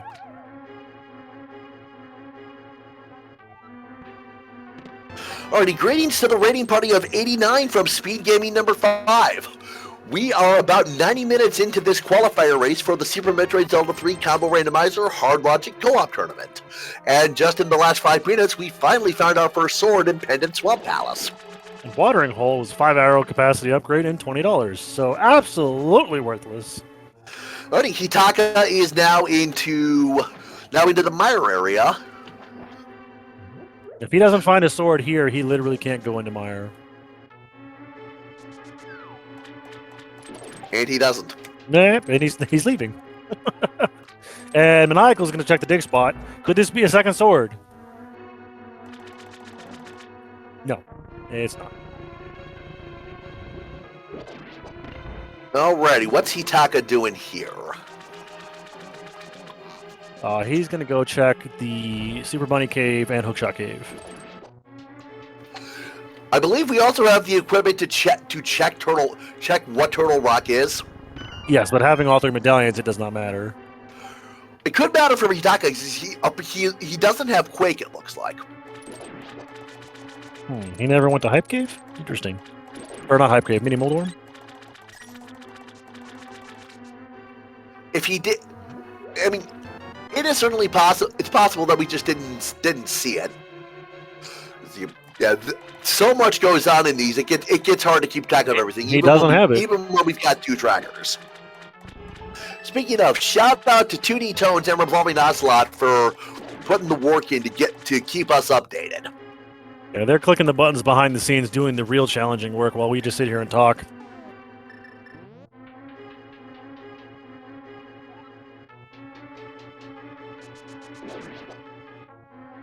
Okay, energy tank on the floating island. I just saw that. We might have seen it earlier. I don't know.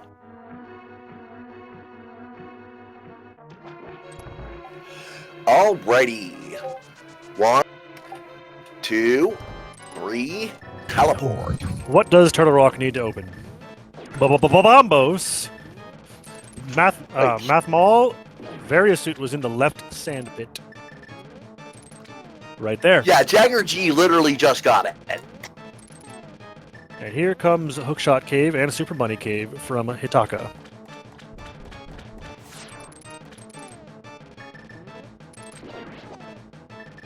Robert Color's going for Hammer Argus. Yeah, it's not terribly difficult, it's just slow.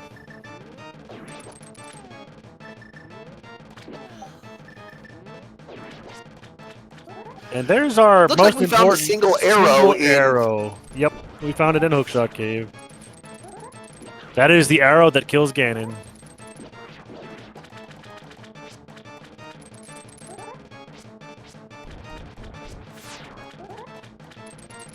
Jagger G heading up Main Street. Super Bunny Cave also having literally nothing in it.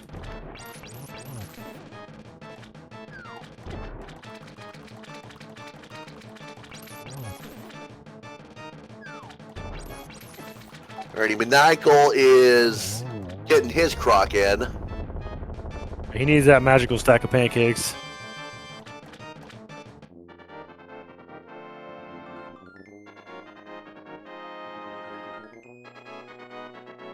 Alright, Hitaka is back to Banger area. Probably gonna check Checkerboard Cave, and then we can also get to Lower Norfair from here. We literally need a sword for go mode. That's it. We have everything else we need to beat the game. Indeed. It's mind-bending. Alrighty, there's a heart piece. Alrighty, my favorite time of day. Do we have a sword at Showcase Showdown? Which would be our go mode item? Nope. Nope. And nothing doing generally at Gold Torizo. Michael is going to fight him rather than reset out of here, though. If he resets out here, he'd be back at the ship rather than coming in the entrance to Lower Norfair. I mean, not that it's hard to get back down here. You could just flute. But, I mean, why bother? Yeah, this also, if he wants to do it that way, he gives him room to charge a Shine Spark to head up the next room. But he's got Screw Attack and Space Jump, so no real sense doing that. Right, Jagger G fighting Bot Woon, having a little bit of trouble. Botwoon's hitbox is kind of jerky. It's not very, very kind to the people trying to kill him. All right, looks like Hitaka's going to take some time and farm super missiles from the Rippers here. Not a bad choice, because we don't really have a good source of damage for Ridley, so having at least 30 supers going down there is going to be a good idea. Absolutely. Alrighty, the push Bot Woon United was just missiles. If Hitaka saw that earlier, I didn't catch him seeing it. It looked like he passed under it without scrolling the screen up enough to actually see what it was. Jagger G. Sparked a little too low and got stuck in the quicksand. That was one of the most amusing things I've seen in a while. Yeah, I don't know why Quicksand has that effect on the Shine Spark. I just know that it sucks. That is hilarious. Heart piece at Mickey Mouse. That was the slowest Shine Spark I've ever seen. That was awesome.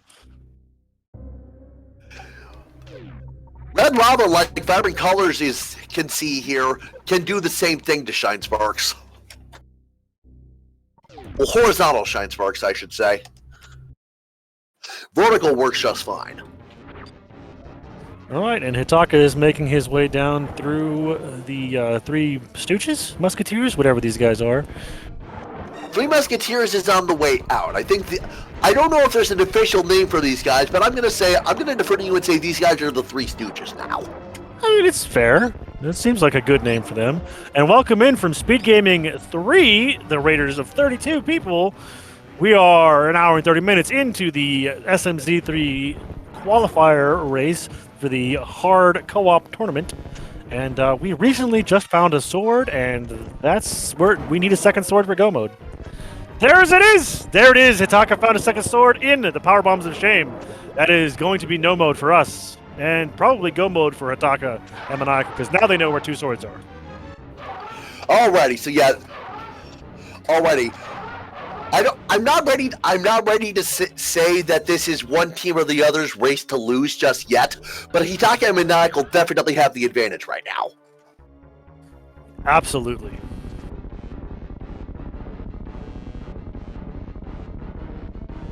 And as D-Web in chat's pointing out, the fire rod could be required, so that might be something we need to go get. There are still a decent number of Super Metroid checks. Actually, no, there's not. All there is left that we haven't seen in Super Metroid is the Lower Norfair escape, which we will see from Hitaka shortly. And then on his way out, he'll probably grab that fire rod because it's right there. Remind me where we saw that? That was on Norfair Reserve. Right. Did we see the wave beam item? I know Jagger G was in that area, but I don't remember if he got it. I think it was missiles. Or a heart container. One of those two. DJ Slim, we did see Waterway, it was just missiles. I mean, you could say it's just missiles about half the checks in the game, it feels like. I don't know how the item pools were changed for the combo randomizer, but in vanilla Super Metroid, there are 46 missile tanks out of 100 items. Yeah, I know that there's a lot more supers in the combo randomizer, because you can have upwards of 80 of them. And I think in the vanilla game, you can only have 50? Correct, 50. And then there are also, 10 packs, and there are also only 10 power bomb packs. That number is the same. There's only 50 power bombs available in the combo, as far as I know.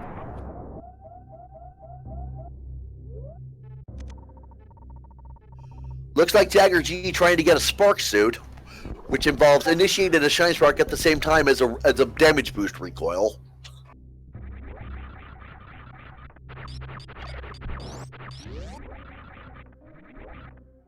Behind Ridley was next to nothing. More supers, which is still welcome at this point. Yeah, considering our charge beam is fairly weak, we only have wave and ice.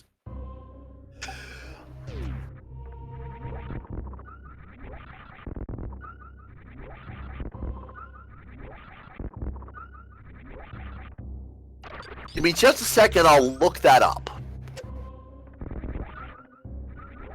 And now Hitaka is going to be doing the Norfair escape, which reveals for like 4 or 5 more items, and then we're going to have to start clearing Zelda dungeons, because that's where the sword's got to be. Alright, Ice plus Wave is 60 damage for a regular shot, and 180 for a charge shot. That's not significant at all.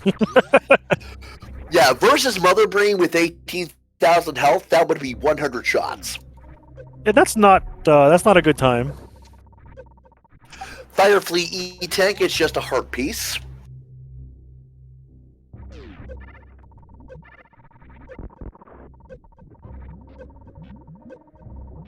And Maniacal is going to go get his various suit.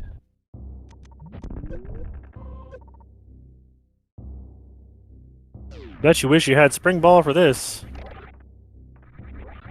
That would be nice. Peeps in jail is the magic powder.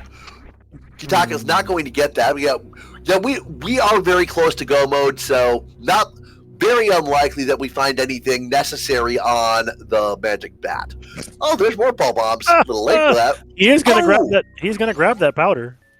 Oh, and now he really wishes he had. Oh, Hitaka does have the spring ball. Maniacal doesn't. Correct. Getting magic powder is a very interesting choice here. I don't know why you would. Other than that, maybe it's just for safety because it does transform anti-fairies into fairies, and our health has been a little bit on the low side. Again, it also gets you to the magic bat, and Hitaka might be thinking, "What if there's something there?" I mean, even as close.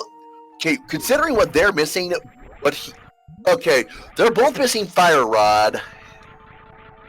Okay, yeah, that's the only item they're both missing. Because yeah, Hitaka has to have that Moon Pearl. It must have just not gotten marked. I think he's also got the mirror. Because I'm pretty sure if he's killed Fantoon, he's been through Wreck Ship and gotten it at the end. I don't think he has been through Wreck Ship. Or at the very least, if he has been, it's not marked. It's possible he hasn't been there yet. I have no idea, to be honest. Yeah, chat confirming. No, he hasn't. He has not been to Wreck Ship. Okay, well then he will he'll be getting that soon.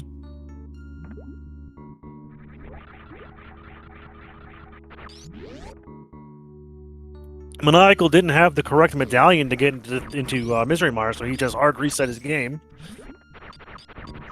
Okay, so it's the Ether Medallion. Where did we find that? I don't remember. Because Hitaka has it. Hitaka and Jagger G both have it. It was the front of Gauntlet. That's right, front of Gauntlet. Right. Oh yeah, Gauntlet Chozo.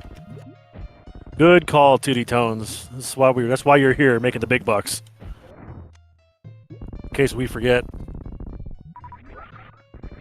And considering the amount of things there are to keep track of in a race like this, it gets doing. I think I've said I would not wish talking over a 4-top solo on my worst enemy.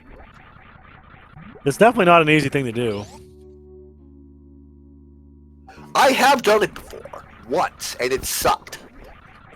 Yeah, it gets kind of lonely. I mean, at least you have chat to talk to the whole time, you know?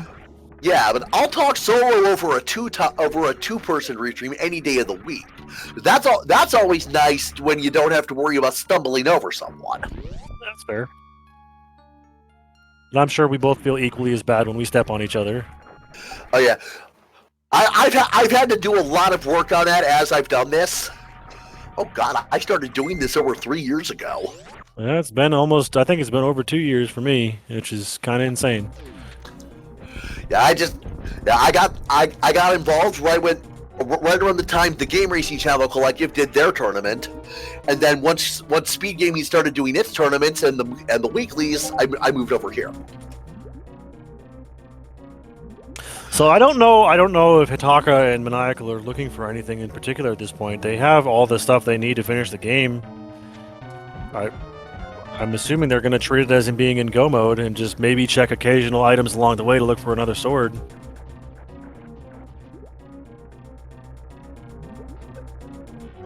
Alright, yeah.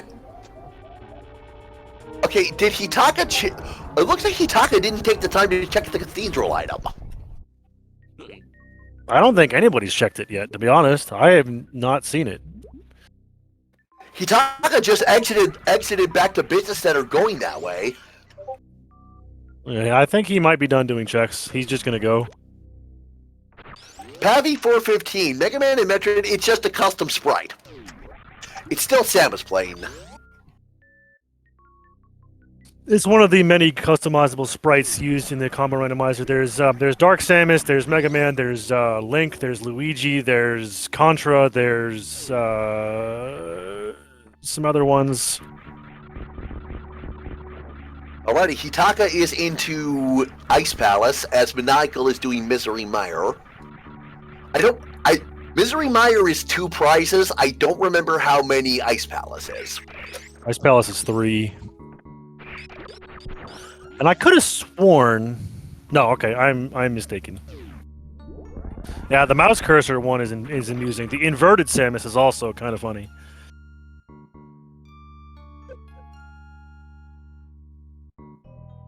Alrighty, Jagger G has made it to Ridley. He's got plenty of ammo. This fight will be easy for him. Looks like Vibrant Colors is farming at the bug generators underneath Bawoon's area.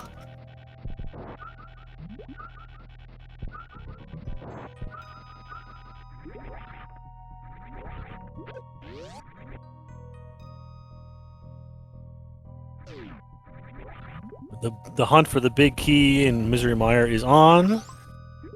Nice icebreaker glitch from Hitaka. Alrighty, Vibrant Colors about to get their various suit. Watch out for that tail. There is the big key on the Ice H room, as I like to call it.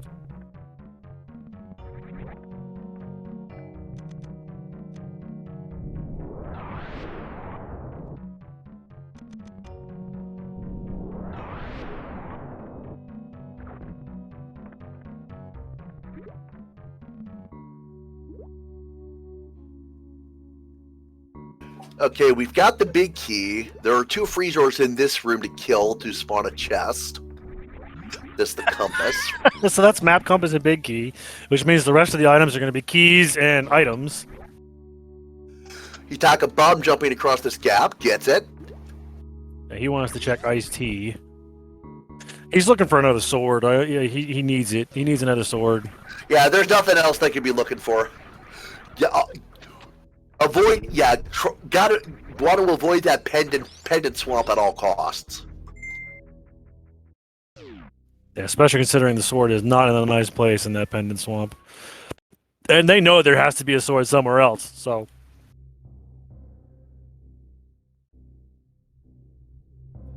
At the risk of being that guy, why does there have to be a sword somewhere else? Isn't it possible the other 2 are in Ganon's tower? You can get to Ganon's tower without swords. Okay, so it's possible that our 2 logical swords for Ganon are that pendant swamp and Peeps of Shame. It's theoretically possible, but there's absolutely a chance that there's 2 swords in Ganon's tower that they're just waiting to be collected while you're searching for the big key.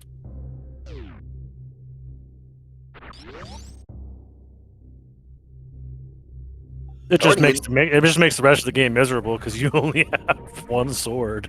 Right. Okay, so alright, so it's 3 arrows each for the little eyeballs. Maniacal playing very safe because he's on 2 hearts right now. Yeah, he's in Oko range at this point. Ooh, almost bought it right there. Alright, so yeah, 3 arrows for the little eyeballs, and then it's going to be 8 for the big eyeball. Yeah, except for the fact that he's out of arrows. Oh crap! Yeah, he's in for a bad time. I think it's like 32 spins to kill Vitreous.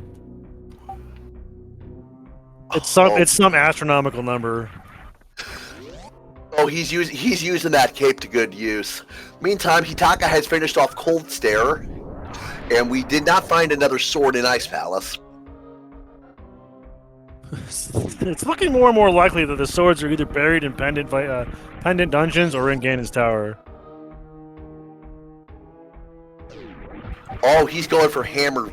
Looks like he's gonna try for hammer Viddy now that he's out of magic. Oh, this is dangerous. Gutsy. Vitreous is one of the hardest bosses in the game to kill. He's got so much health. But down he goes for pizza. One of the only enemies in the game that can take more than 1 silver arrow. Yeah, he's one of 2. Is the second one Ganon, or is there another one beside him? It's Ganon and Vitreous. Everything else in the game dies to one silver arrow. Anything that's vulnerable to arrows takes one silver arrow. I mean, even red hard hat beetles who are immune to regular arrows die to a single silver arrow. So, alrighty, looks like Maniacal is gonna get Maniacal taking the cross game portal to Lower Norfair. we finally get to hear my favorite music in the game. I was watching television. It's one of my reasons why I like Magmore Caverns and Metroid Prime so much. Because it's just a remastered version of this. Yeah, the Lower Norfair music on whole is amazing. My favorite track though is probably Red Soil. A lot of people like that. It's very relaxing.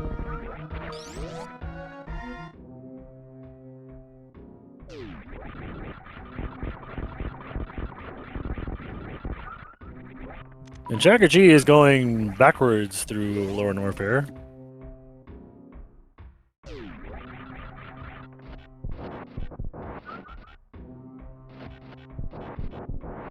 Looks like you've got some fellow Red Soil lovers in chat, and some Red Soil haters in chat.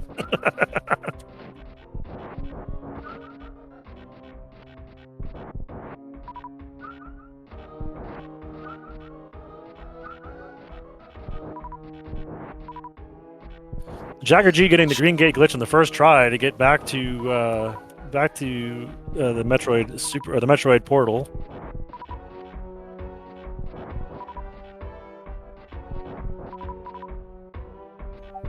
Alrighty, that is officially Maniacal's go mode at 149.40, let's call it. Now we just need to find Hitaka a second sword, because he really doesn't want to go to Swamp. Because he doesn't have a mirror. Because he hasn't been to Wreck Ship yet.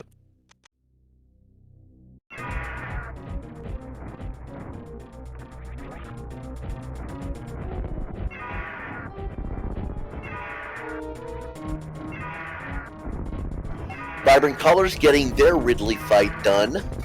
Hitaka is heading up to the Lamolus. I think that's where he is. That is correct. Yeah.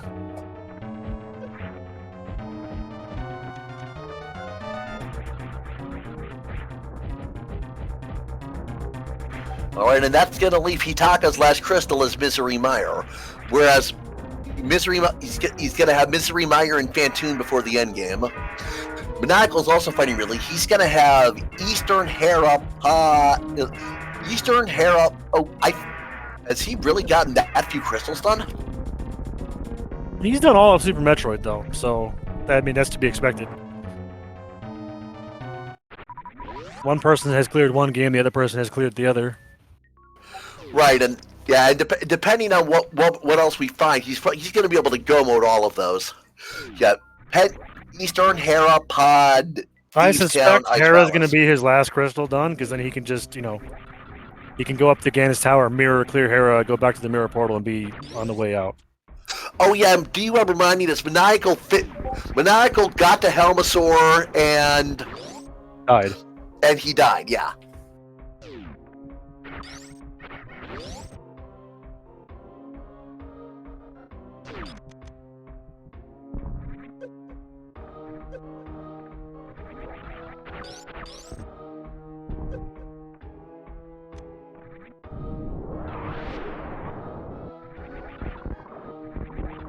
Alrighty, it looks like we've got a bit of a lull right now, so I'm going to remind you guys to follow our runners, Hitaka, Maniacal 42, Jagger G, and a system of vibrant colors.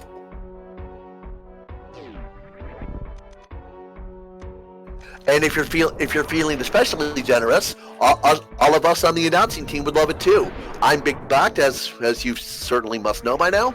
My co-commentator is Semper Firedog, and we have 2D Tones and Revolving Ocelot on tracking.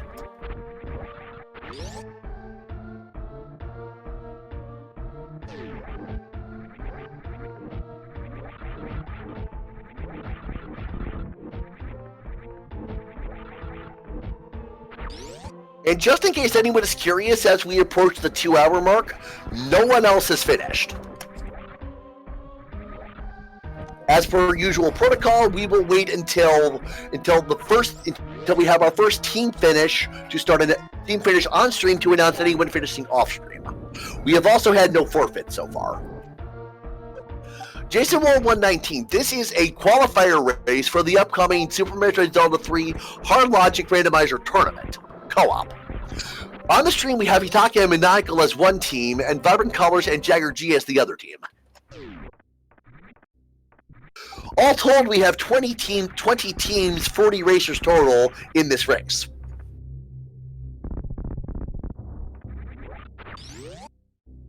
So Maniacal stopped to get the powder, while Vibrant Colors did not. I'm very intrigued as to why they're picking up the powder. As you said, this has been the seed has been kind of health poor, so having the powder to be able to make fairies out of anti-fairies could be a game changer. Very well could be. It's very accurate. And Ravelli Nocelot on tracking says he's had a lot of close calls, plus that death to Helmasaur King, so it makes sense that he might start playing a little more conservatively. He prefers to be cautious. I mean, it makes sense. Certainly interested to get everybody's thoughts on this seed once our racers start finishing. That's one of the places where I'm the weakest, is at the post-game interviews. I have no idea what to ask. My brain is still trying to, contemplate the whole thing that we've just sat through. Yeah, I've got two questions I always ask. I always ask what our racers felt was their best or their worst routing decision, and then a letter grade of how much fun they had. Yeah, that's what it's about, is having fun. Sometimes you're not having fun, and that's when you just, you need to hang it up. Yeah. I have seen instances where a racer got tilted enough they didn't want to interview. I mean, I can't blame sometimes. Some of these seeds are relatively mean. Yeah, I don't have a lot of patience for meanness in my games, so I've never actually played a seed. I've only ever done commentary.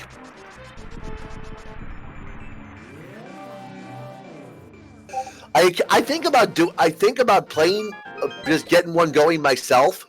But this is something I'd want to do in one sitting, and I don't have a lot of times. I don't have, because of my autism, I don't have the focus to do it in a single sitting.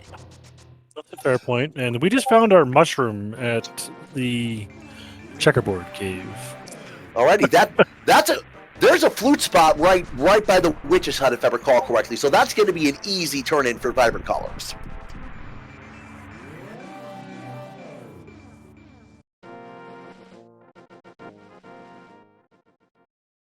Yes, we have indeed have all the fetch quests now.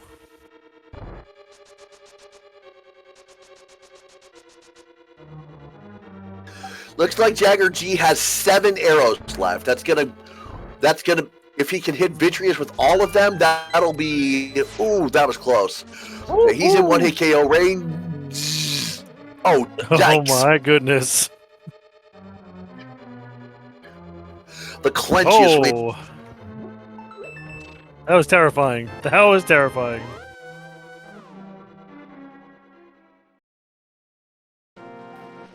And now just gotta carefully finish. Oh. That eyeball does not mess around. Hitaka is also at Vitreous.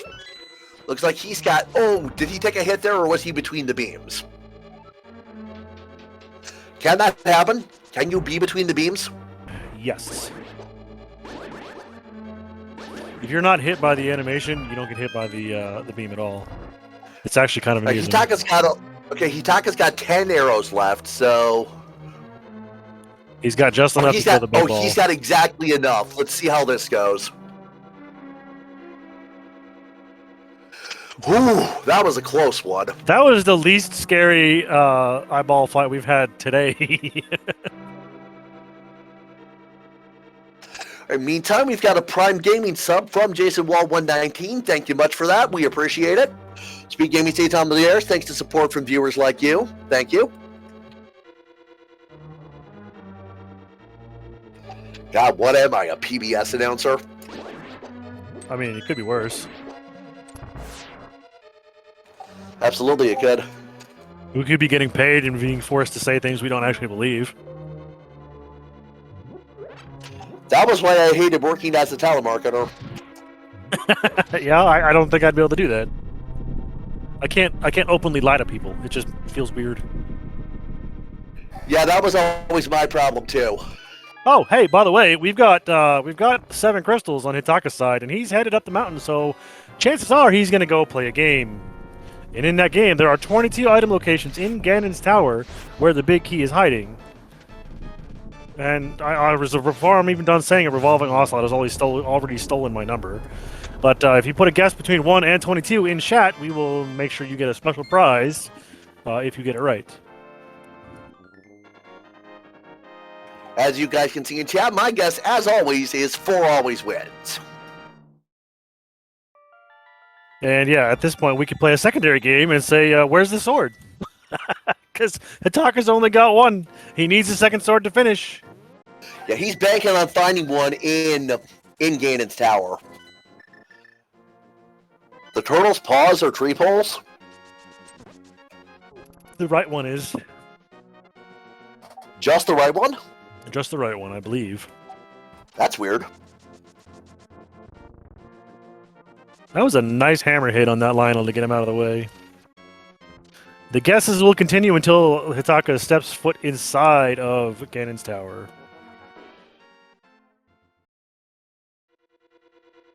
Dr. RM, don't forget there are also two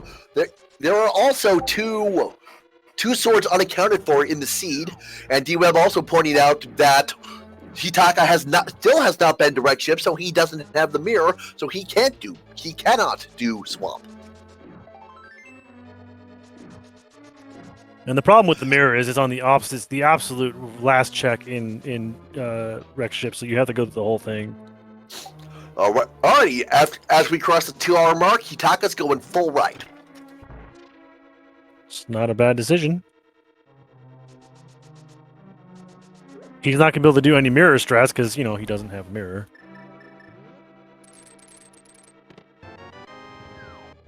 And death warping in Ganon's Tower kind of sucks.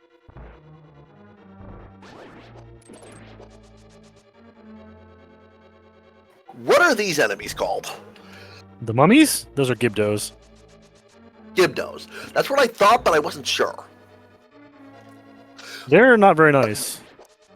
Yeah, the one thing I'm really weak on with both games is enemy names. Hey, there's a sword in the compass room! Hitaka is in full go mode. And that sword was item number 4. So yeah, you bet your bacon Hitaka's going to tell Maniacal about that, and Maniacal will probably get that sword so he doesn't have to do Master Sword Silverless Ganon. And Maniacal just took a second death to Helmasaur. Got no choice but to do it now. Yeah, it's the end game. Oh, Hitaka. Where is Hitaka now? He's on the full right side of. Once you go past the compass room, you take the portal. You go to this hellway here. It's a very inconvenient place. Very bad things happen here. And this dumps you out. I don't know that I've ever seen. I don't know that I've ever seen. Out in the room right before Ice Armos. Okay.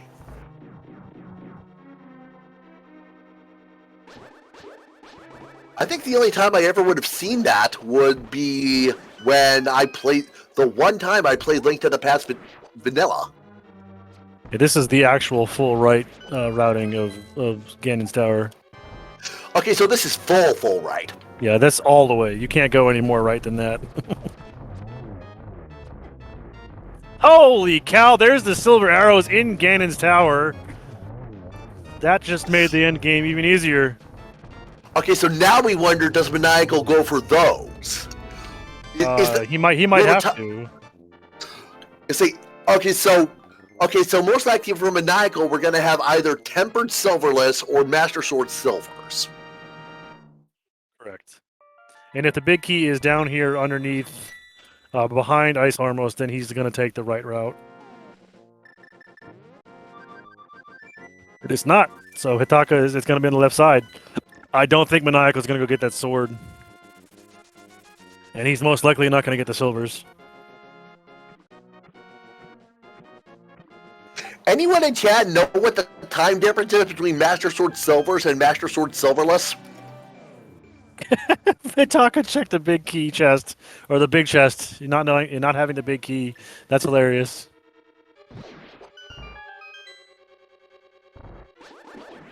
And Maniacal gets Helmasaur on the third try.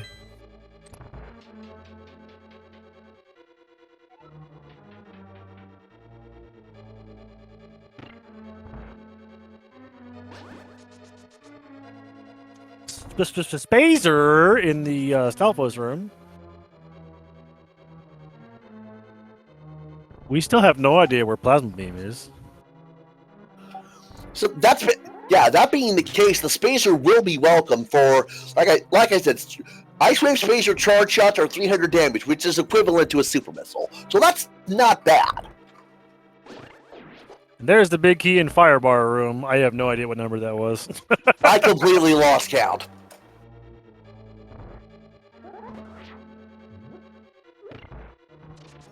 Phantom SVT also pointing out that if Maniacal wants the sword and the silvers, he's got the mirror, so he can do that and save some time. I think it was number 15. Number 15, maybe.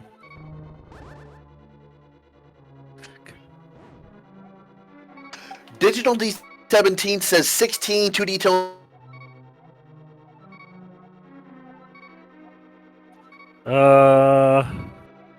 Sure, we'll go with that.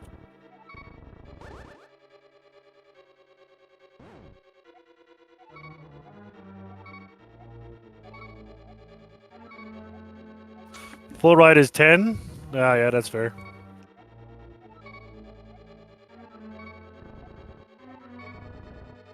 That's right, I forgot the Bob chest. It's 16 for sure. And Hitaka's still going. He's probably looking for another sword upgrade.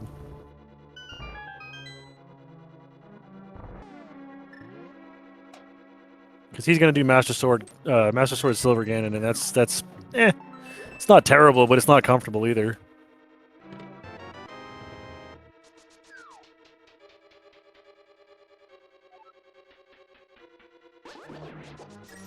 Also, Hitaka kind of has to go forward because he doesn't have a mirror, so he's got to go this way. I don't know. I was like, I don't know why he's going this way.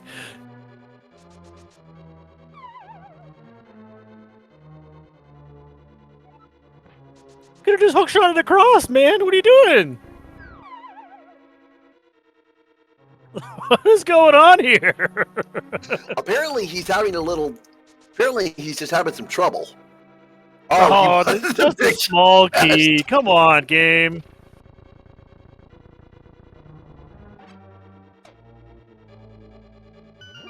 Well, that was interesting. He's checking the battle room too. Oh my god. Oh, he's memeing it the heck. He's memeing it up now. At this point, he just gives no cares.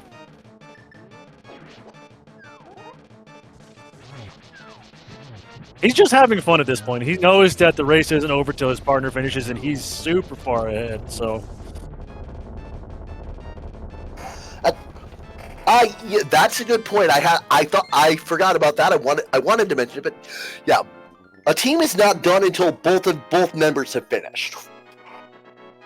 So Hitaka's got time to do all the stupid checks he can while waiting for his partner to catch up. He does still need to go to wreck ship, so yes, he does. French vanilla red male in tile room? Come on, game. What is this?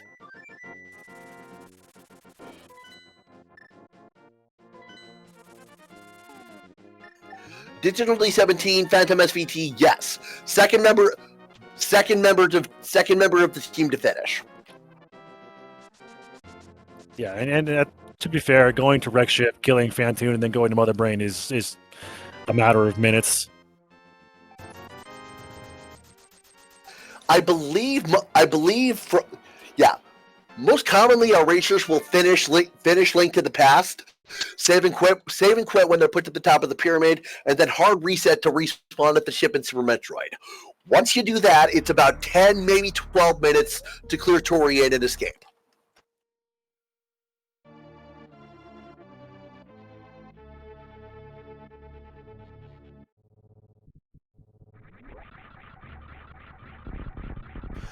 Okay, so Maniacal just finished Ice Palace. So he's got Thieves Town and then up to Tower of Hera, and from there back to Ganon's Tower.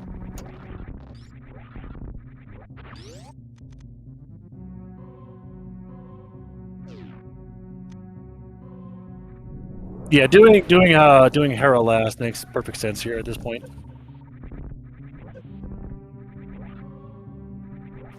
Hitaka into the 4th floor gauntlet. Enemies, BMOSes, spikes, conveyor belts, ice floors. It's somebody was in a very mean mood when they put this gauntlet together. Yeah, it's some of the most challenging rooms in the game. I really am not good at executing it at all, so I tend to just bombos the whole room and just walk through it because I'm lazy. Hydropower 78. The blue male was at Catfish. And Vibrant Colors is going to go fight Mother Brain. Alrighty, that'll finish their game off, and then they'll be able to fight Ganon and just walk across the bridge. Once honestly, Meyer. Yeah, this play makes sense to me. You're already in Super Metroid. You might as well finish it off. You know you're in go. You know you're in go mode.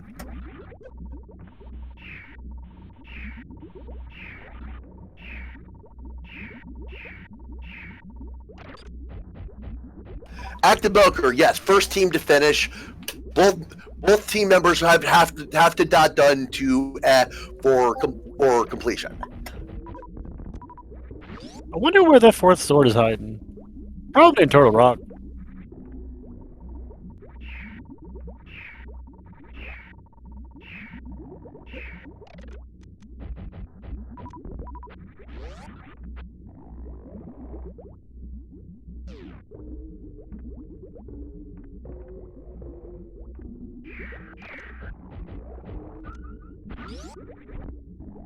No, it looks like Vibrant Colors did not reload at the ship. That could be costly because they're not going to have full supers for Mother Brain, and I don't think they got the weight beam, so they're going to be fighting Mother Brain with Charge Ice, which is only 90 damage a shot. Or did they find Spacer? Spacer's in Ganon's Tower. They haven't been to Ganon's Tower yet. Okay. Oh no, they did get wave. That's still a lot of shots. A lot of charge shots. Get grabbed by the baby Metroid right away. Remember, facing right means that Samus's stand-up will take 45 fewer frames. I don't know why it works like that.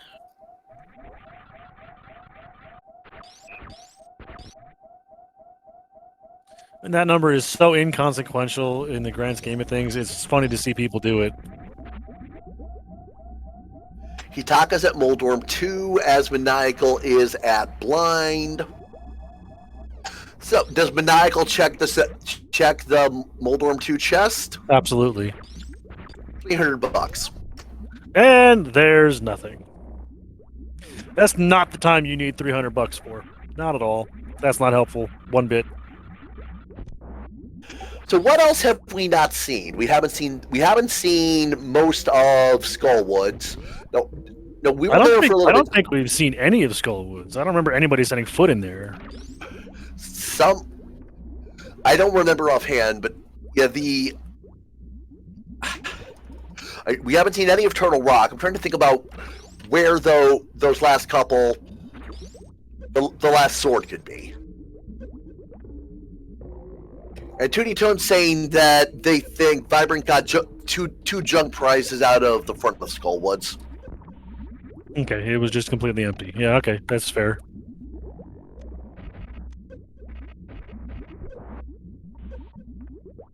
This feels bad. Vibrant colors not refilling at the ship seems like a really poor decision here. Especially considering they're actually fighting these Zebatites. They're gonna have to leave and refill. Like, No, they have enough. Mother Brain, the first phase of Mother Brain here has 3,000 health, and you need to hit at least 18 projectiles to break the glass all the way. okay, yeah, so we got charge beams, 44. so it's not bad. Okay, so yeah, this is 4,400. That's gonna leave A lot. That's gonna leave 13,600 to do with beam shots, Assuming they don't miss any missiles. which I don't think they did. So yeah, that's gonna be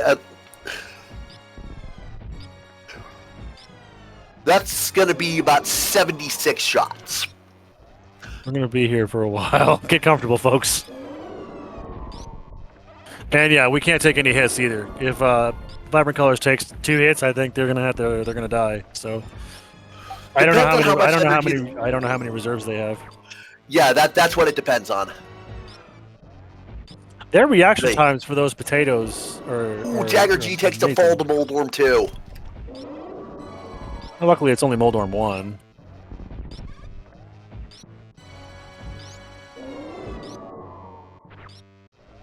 Hitaka's fighting the second phase of Ganon.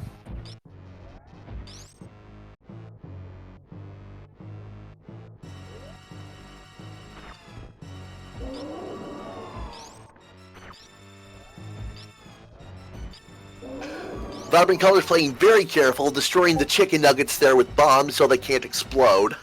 I didn't know you could do that. That's pretty impressive. I believe I first saw that trick years ago when Lance Uppercut did the first save state of this run of Super Metroid Impossible. Already we are into the catch-up phase, which I believe is the 25% health mark, so 25 or so charge shots to go. This is a very impressive fight from Vibrant Colors. Yeah, this is really stressful. Oh, that hurt. Okay, she doesn't have enough. They don't have enough. They have to reset. Yep.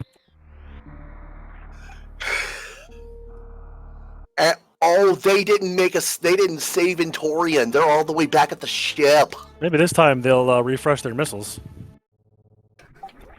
And let's get a single G in chat for Hitaka, who is taking down the Big Pig. Meanwhile, Maniacal is about to walk in the front door of Ganon's tower. Okay. Alright, so what's it? Yeah, Vibrant Colors must have gone.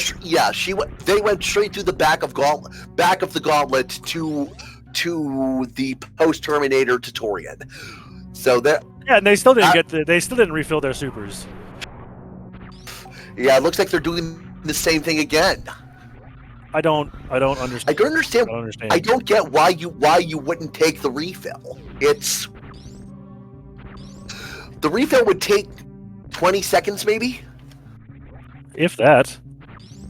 You're full on health. Like, the health's the part that takes the longest.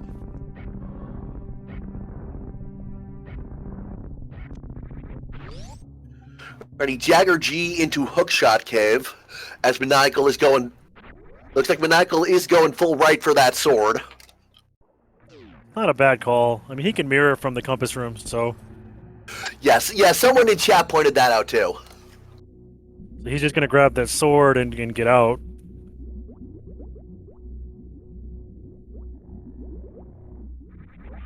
And he's probably not gonna get silvers, although he might. Yeah, tempered sword Silverlace is not nearly as bad as Master Sword Silverlace. Because of how much more damage the tempered sword does.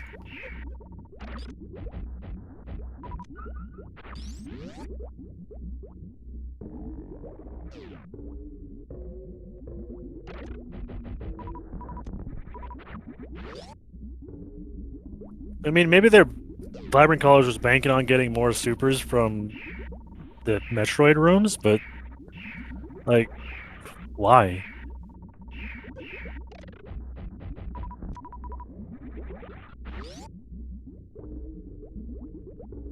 I don't understand their thinking here. It's going to be a question I'm going to have to ask. Yeah, I don't. Yeah, I'm stumped as to what. I am also stumped as to what Vibrant Colors is thinking.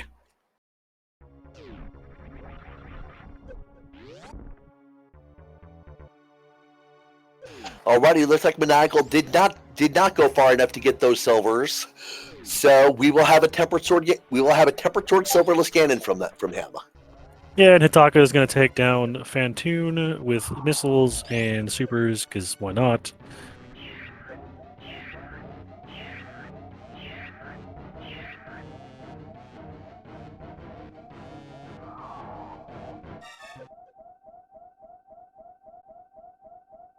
Down goes Fantoon, and now Hitaka will make his way to Mother Brain. Yeah, there was that super missile kill for Fantoon that I mentioned earlier.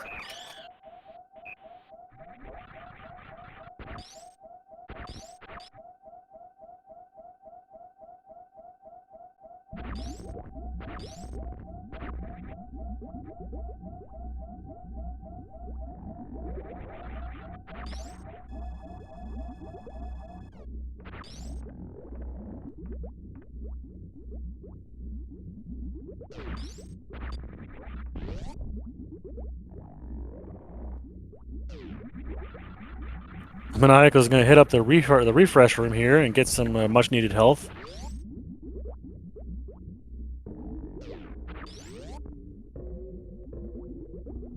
Hitaka is going back to the landing site, which will probably restock on his ammo because he's only got 18 supers, and having 65 going to Mother Brain would actually be kind of nice.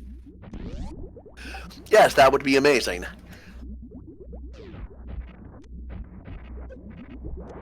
Alrighty, Jagger G getting his team's first look at Ganon's tower. See what the randomizer room is here.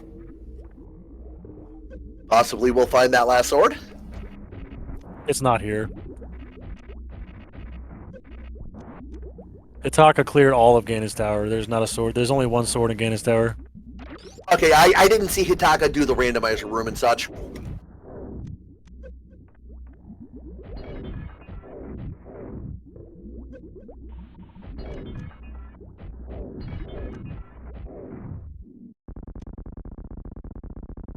And here we go again with Mother Brain 2, round 2. More health this time, so that's a good thing. Yeah, less Plus chance, the reserve tag. more chances for mistakes.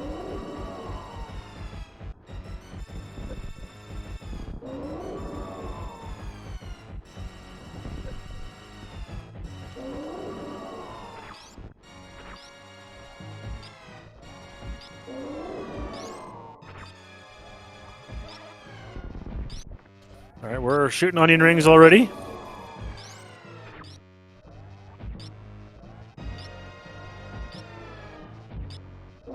Maniacal's making his way up to the second fire, or the second torch room, or first torch room. Torch is 1. Maniacal. Yeah, Hitaka's going through Torium. Maniacal, yeah, Ganon's tower. Hitaka did refill his supers, which is fantastic. So even if for whatever reason, if Hitaka for some reason decides to just fight the Zebatites instead of trying to do the ice clip, he will be absolutely fine. He does have that Spacer Beam, which will help speed up Mother Brain if he should do it with just Charge Beam. Well, he had enough super missiles on their own to kill Mother Brain with just those. So right. I mean, that's assuming he doesn't use them to get to the Zebatites. If I was in Hitaka's position, I would use the regular missiles to get to the Zebatites. Yeah, Again, that's assuming Hitaka doesn't want to do the ice clip. Oh, that took a ketchup hit. But yeah, Vibrant Colors has the one full energy tank. If that will save them if they can manage to not take another hit.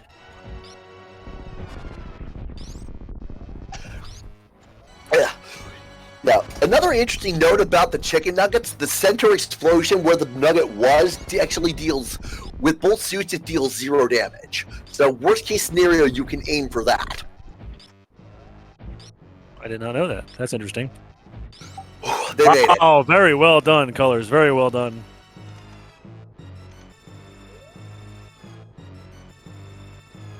Hitaka didn't quite get the baby skip. Looks like it wasn't for lack of trying, though. Baby skip's kind of a pain in the butt.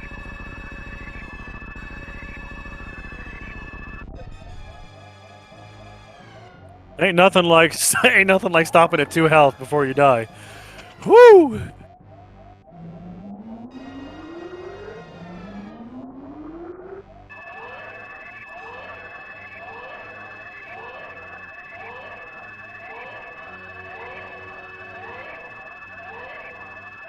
Looks like Monaco had a very clean Aga 2 fight. And now he's going to be down to go face the big pig with nothing but tempered sword and no silvers.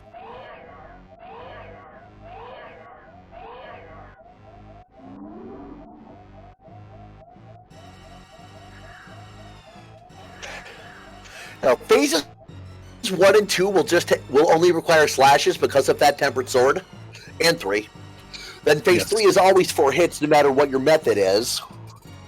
And then phase 4 with just that tempered sword is 12 spins. There's one vulnerable frame that Ganon has but it's fairly easy to overlap that frame with a spin attack. Yes, and also Maniacal has to be exceptionally careful as he's on Green Mill, and Ganon does a lot of damage.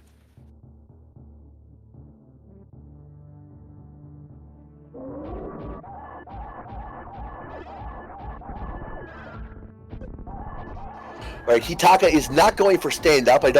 He might have wanted to, but couldn't catch himself in time to lower the damage enough.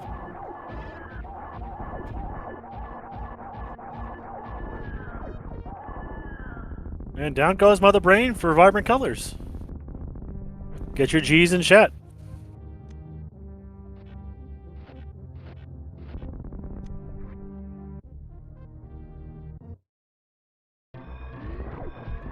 The escape sequence plays out a little differently when it's not your second game finish. The escape will the music will change back to normal when you get to the old Torian escape shaft, and then the game itself will go all the way back to normal once you exit that room. Yes, but until then, you get to keep your lovely rainbow beam.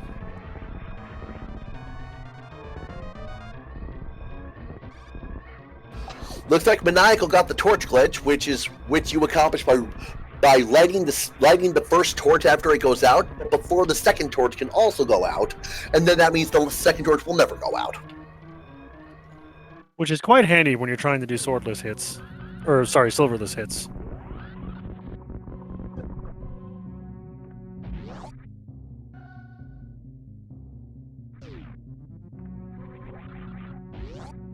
And down goes Ganon from Maniacal. Because Maniacal's got bacon.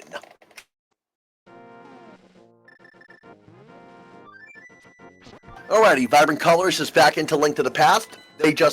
All I have to do is Misery Mire and Ganon's Tower. Meantime, Maniacal doing what I said, saving and quitting from the top of the pyramid, hard reset to respawn back at the ship, and head right for Torian.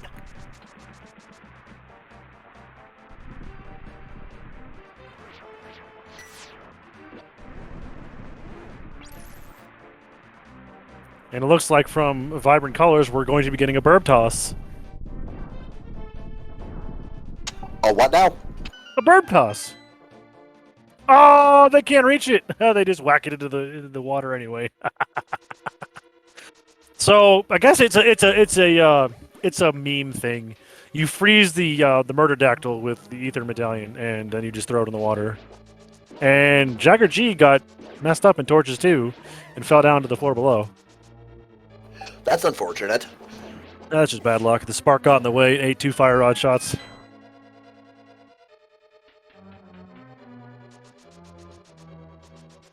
Huh, that was Maniacal's first trip down Terminator. I didn't realize he hadn't already done it. Last time he went around, he went through Gauntlet, so he never went there, and he didn't really need to. I mean, X-ray is kind of meh. So yeah, completely pointless at this point. And as you can see with Hataka's escape sequence, there is a timer. And if you do not get out when that timer ends, well, it's a bad time for you. Alrighty, I think Hitaka's going to save the animals because he's got plenty of time to wait for Maniacal. I doubt it.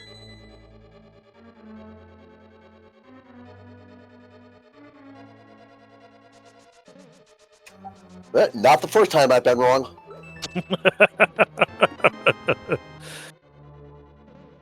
And get your GGs in chat for Hitaka, who has finished his portion of the co-op race at 28 minutes and 10 seconds or something around there.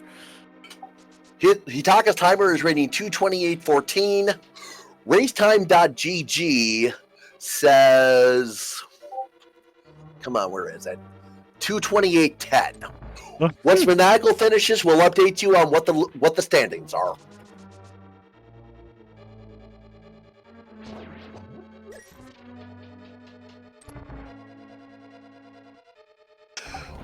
Gloved, like I said, we'll give you an update on the finishers once Maniacal is done, and we have a team completion on the restream. Yes. Of course, if our chat wants to update you themselves, then they can knock themselves out. We can't control them. Yeah, I can't control chat. That's not. I mean, I would like to. You guys, behave. You be nice.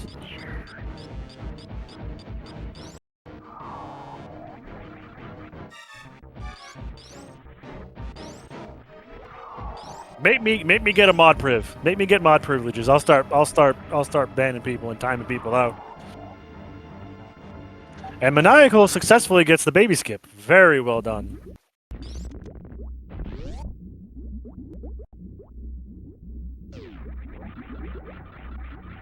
Alrighty, Jagger G's got the silvers, and he's also on Master Sword.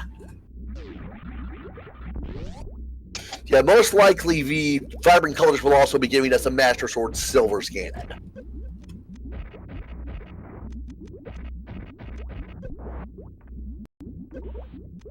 And indeed, Maniacal is just fighting the Zebatites.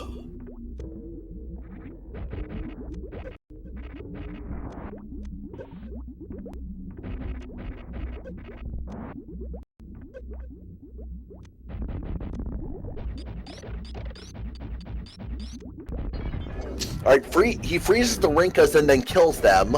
Interesting little glitch when you do that. If you kill a frozen Rinka, it doesn't respawn until the freeze timer runs out for some reason.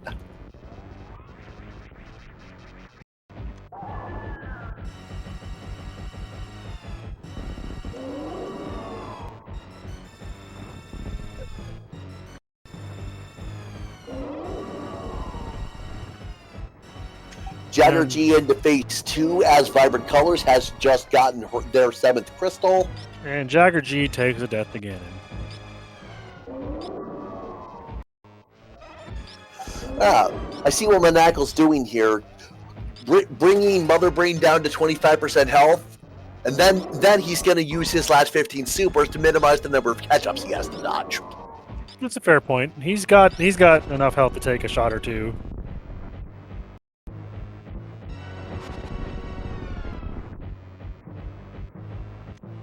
And down she goes. Yeah, and that was only 2 catch-up shots he had to worry about. So, yeah, Jagger G in a good getting Ganon in good positions there to get double hits with the Master Sword spins. Yes, this is Master Sword Ganon is not easy. It's one of the few challenges in Link to the Past that I cannot do yet. Which is why I choose to play game modes that make it so it's a lot easier for me to get most of the energy or most of the items before I get to him. Like cross keys, where I have to, basically full clear the game every time anyway. What exactly is cross keys mode? The cross keys is a cross-world entrance shuffle with key sanity. It's mind-bending. You could go into Hyrule Castle main, the front door, and end up in Ganon's Tower. Or Tower of Hera, or Turtle Rock, or a useless house. It's amazing. So if I'm understanding that right, then entrances in the light world always lead to the dark world and vice versa? Nope. Could be either or. Oh, it could. Okay, The fact that it said cross key specifically implied that it was always one way. Nope. It can go both ways. There's also there's a cross keys tournament starting up soon. I don't know exactly when, but I encourage you to at least watch a match of that because it's complete mind bending on how amazingly challenging that mode is.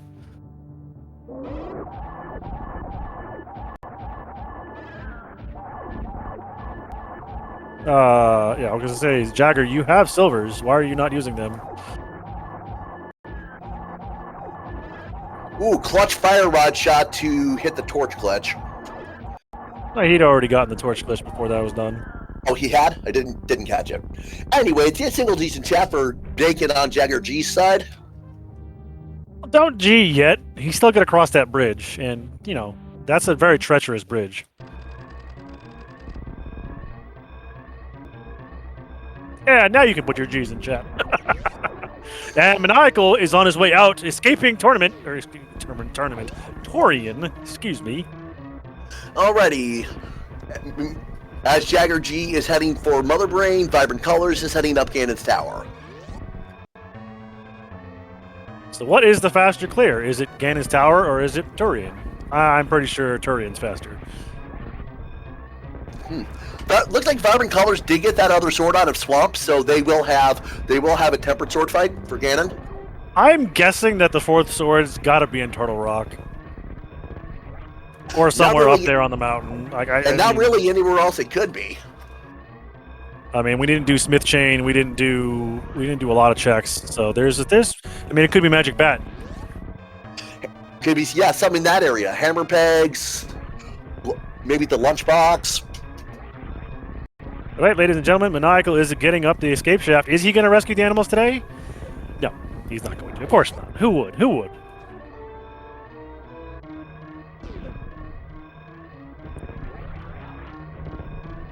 Ladies and gentlemen, get your GGs in chat from Maniacal, who finishes this race. Let's see, where did he finish? Maniacal has finished in 10th place with an official racetime.gg time of 2:35:01. Their team is the third team to finish, I think. First place team is Aussie 101 and Solsky as Crockpot at first and third. Then second place team is Andy and Ivan Team Farts at second and fifth. I'm looking. Next, yeah, Asder and Polar Bear Bunny are the third team to finish at Team Bear Pair. No, they would be fourth because IEEE 754 and Shadow Web as Plasma Go Bird finished back to back at seventh and eighth. Oh my god, I didn't even see that. Holy cow. Then next past that we have, looks like we don't have any other team finishes since that. Yeah, so I mean, GG's to all of our runners. Very, very impressive running from everybody, and we are joined in the booth by Maniacal and Hitaka. Hello, you two. Hello. Hey. So, how was that? Was that fun? Was it? Was it fun? I mean, I had fun. I don't know about my teammate there. It was funny. Maniacal and Helmasaur really don't get along very well. He gets along just fine. I mean, a lot of people died to Helmasaur today, so it was very interesting. I was riding the NMG struggle bus there the first time. The second time, I was literally just like, okay, Hitaka's telling me he found a sword. Hold up and just like attack Helmasaur King. Oh wait, you have green mail. Oh god, you're dead. Oh yeah, gosh. That was the majority of the game was low percent. Like you guys, there was nothing. A lot of crap. Swords were not forthcoming. Yeah. And Maniacal had really low health in Zelda for most of the scene. Yeah, there was a point. I think he was doing three heart bosses. Like you did three heart hammer Lammo. Are you nuts?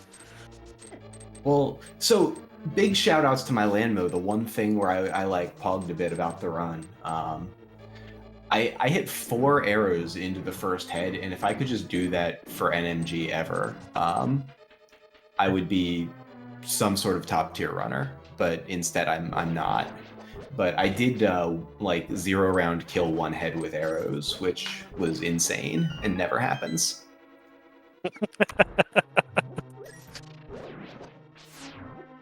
We can only assume that the 4th sword was in Turtle Rock or thereabouts because we don't know where it is. We have no idea.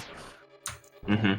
Entirely reasonable, but yeah. The sword locations were atrocious. Like, yeah, Power Bomb's a shame.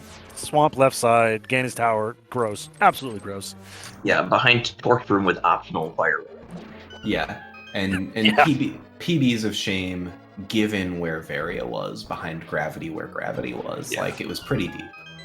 And the Yeah, left this side whole swamp. seed was just Yeah. ugh. Was I the first sword that you saw on the restream? Yes, I think you Wow. were. Wow, that's something else. That It was an a hour very- hour and 30 minutes in. We're like, holy crap, we got a sword. Yeah, I was Yeah. not super pleased to find that there, but we were glad that nothing else popped behind the mirror. So it was really kind of a weird sort of bimodal thing where I was like, okay, Hitaka, you are like super in the lead if mirror is not essential. And like I spent the time to hard chase down mirror, and then we're like, oh god, it's just a sword. And we knew that like, you know, we knew that the tablets weren't swords, so like it wasn't going to be a hard lock, but it might be like where both the other swords are in, or two of the 3 other swords are in exceptionally bad spots where like Hitaka might have needed to go get the mirror to go get the sword. Yeah. I was just basically hoping I'd find 2 other swords and I didn't have to get the mirror. I mean, you found one of them. He found both. Well, Yeah. yeah, I mean, the one that you guys would have found together was definitely the one at Power Bomb's a shame. Like that one was easy. Yeah, that's But the free the one in Ganon's Tower, I was like, man, going to Ganon's Tower without a sword feels bad. Yeah, the angle was you can do that, and if you still need a sword after that, then you can go get the mirror when you do Fantoon and just go get the one on left side. Yeah, that's why I left Fantoon undone, just in case I had to get the mirror shame. Makes perfect Also, sense. I'm glad I found the fire rod because doing the right side torch room in GT with the lamp is not fun. Yeah, doing it with Oh, lamp God. and only fighter sword, like, have a good time. You're gonna either kill the Gibdo or you're gonna somehow have to get around that jerk. Yeah, that's definitely not a good time at all. The other thing that made me laugh was Hitaka's routing after doing. He went full right, and then went left, and went full left. It came all the way back to Ice Armor. So I was like, "Where's he going? He's already done this." Yeah, because first of all, I was ahead enough that I could just do that and not lose time, and maybe I'd find some quality of life items like plasma or something. Also, because I didn't have the mirror, so just Yeah. walk around Yeah. again. Now, Plasma Beam has also been unaccounted for.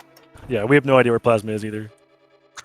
And I'm pretty And sure the, you guys 100% did. I think collectively, Metroid was 100%, so it's not there. Yeah, we saw every item location in Metroid between the 2 of us. Yeah. Yeah. That usually ends up being the case in most of these combo randomizer races. Yeah, especially co-op.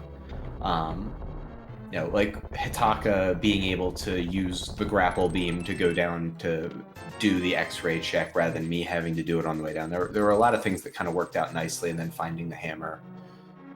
The co-op routing for Super Metroid is actually really fun because you can really split some of the bad things in a fun way. Yeah, the grapple at Edakun's on the way down to the hammer and X-rays worked out nicely. Yeah. All right, so standard question for both of you. What did you feel best about in terms of your routing decisions throughout the seed?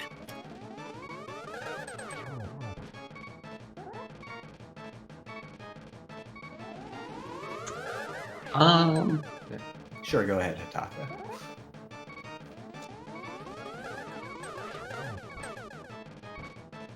I mean, I guess skipping mirror worked out pretty well. Also, going to Croc first to find gravity also worked out pretty well. And then finding all the rest of the stuff in Meridia. Yeah, not going in on the hell runs early did feel a little bad, but Yeah, we were both a little low on health for that, so... I felt probably best about the point where I said, okay, mirror is optional dead, and I pivoted to like hard follow mode with the exception of doing mire. I felt like it was the right time to pivot to try to catch up. And I mean, there still wasn't enough catch up because of the first helmet death and then the subsequent one really making it hurt. But Yeah. And then I just went for like rush crystals and hope yeah, Tortoise and GT. Also, Yeah. I tugged paw on Turtle Rock to ensure good luck on a sword in GT, and it worked. I was wondering why you did that. As I knew you knew the tree poles already, I was like, what's he trying to get? Then we know that there's nothing valuable here. trying to get green rubies. Nobody actually wants green rupees. Come on now. But 4 of them. Oh yeah, did you see my Ganon teleports? They were atrocious. The one round, it was like 10 or 12 or something. I'm gonna have to go back and count. Yeah, Ganon was on team make it look closer than it was. In terms of the team finish, he was helping out. Yeah. There's a whole lot of like, I don't want to cooperate at all. No. Yeah, he was a medium jerk to me. I think I got like 7 total teleports or something. It wasn't as bad as what Hitaka had. Yeah, plus I damn miss Ganon. I was happy enough with my tempered silverless, minus messing up the 1-in-1 setup, but like I took like 1 trident hit in round 1, and otherwise, it was clean enough. I did abuse cape, but I mean, if you got it, why not? exactly. I had it. I had a blue potion. I didn't really want to dodge the fire bats. No need to, I suppose. But yeah, it was honestly the thing I'm happiest about is sort of the outcome or the result. Just in the sense that for a seed that kind of executionally broke as bad as it could have for the one of us who was disadvantaged from routing from having checked the mirror, that it wasn't more punishing in terms of like the tournament qualifier scoring outcome. So happy I enough hate to with that. put a pause on you real quick. Let's get a GG's in chat for Vibrant Colors, who has just finished Ganon at 2:45.16.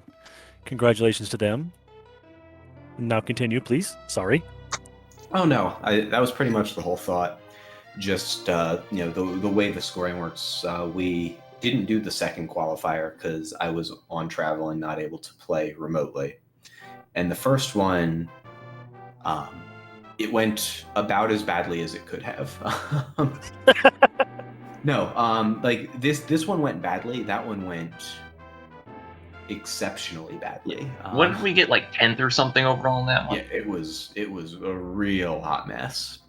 Cause like we just checked everything. Yeah. And like last location things that would have made the game faster. Yup, that Like, happens at sometimes. multiple junctures, and that's just SMZ3. But like we cleared a bunch of extra regions that were empty and did them kind of in all the wrong. Did we get punished by something being an X-ray in that seed? Was that? I don't think so. I don't remember Okay. the details. Yeah, exactly. But That was like 2 whole weeks ago. yeah, it went quite badly, and so we knew we needed to do a little bit better at least on the last 2 to get a decent seed, and this was about in the target range in terms of outcome, if not in terms of performance, just on the basis of it being a large race with a large number of teams. And it seems like it went pretty badly for everybody, honestly. So that helps. It's always helpful when the seed is just being mean to everyone. Because it doesn't matter which way you routed things, like you still had to do some pretty crappy things with low health execution bosses and low equipment checks and stuff like that. It was and the items were all in like pretty bad places. Did anyone ever check Hair Big Chest? I don't think so. I didn't want to go back for it. And I was just kind of wondering the whole time what it was. Maybe there was a sword in there. Oh yeah, big slops to the Lionels on Death Mountain, like locking me on the bridge for like 4 cycles. I was just like, I guess I'm just going to tank these. Just hammer them, dude. I was menued to hookshot already from clipping Super Bunny because I had an open Turtle Rock, and I didn't want to. Oh my goodness! Jagger G has saved the animals on the escape, guys. Somebody did it.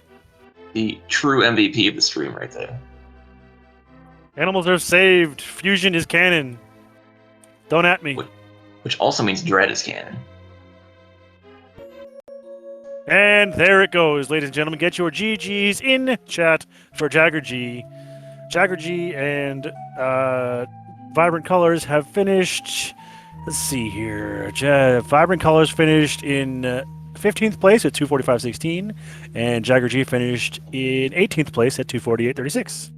And we are joined by that team. Hello and hello. Hello. Welcome in. How we doing? I beat the video games. I noticed. I did it too. Yeah, and how did you guys? It was not a good video game. No, it wasn't, not at all. The video games beat me. Yeah, I'm pretty sure the video game won a few times today. Yeah, sure did. But what matters is that we all are done with the video game and the animals are saved. Yay. So, how did you guys like it? Was it fun? Would have been nice to have swords at any point. Yup. I mean, there was one in a left side swamp, you know? Yeah. I was trying really hard to avoid it. It probably would have been faster just to get it. Considering we never found the fourth one, probably a good idea. With the sword Turtle defeat, Rock, it likely. was lucky. I was there, I'm not going to bust chest just for silver. Then I'm there at the tempered on the right side. Is it faster to take tempered and silver soul together than Graying Masterless, Silverless Cannon? I don't know, maybe. but I'm tired, so I'm gonna do it. Basically how it went. It's a good Yeah, enough reason. if you could do right side fast, then you could probably also finish the game fast. So I don't know, it probably breaks even. I got the cape in swamp, so I might as well make my swamp trip worse, you know? Yeah. Alrighty, Vibrant Colors, Jagger G. My first standard question: was there anything about the way you routed that you felt particularly good or bad about? Well, we did go as planned this time, and we were able to get Colors some Super Metroid access this time. That was Yeah, I mean, I was somewhat happy to if Power Bounce and Brainstar seeding. That's not something that I would think of if it was a single player seed. Yeah. But apart from that, a lot of things went terribly wrong at this seed. Yeah, although that gravity in Bubble Mountain, I don't know. Like, we kind of had a bit of a confusion, but we'd forgotten that it was hard logic, so we hadn't considered Bubble Mountain until kind of late, but we didn't really put it off that long, I suppose. Yeah, you just said, like, yeah, I'm gonna do a runs, and then so that's not in logic. We're in hard logic. Wait, we're in hard logic? Yeah. That's true. We're in hard logic. I completely forgot. Yeah, I guess Croc That had feels gravity. bad.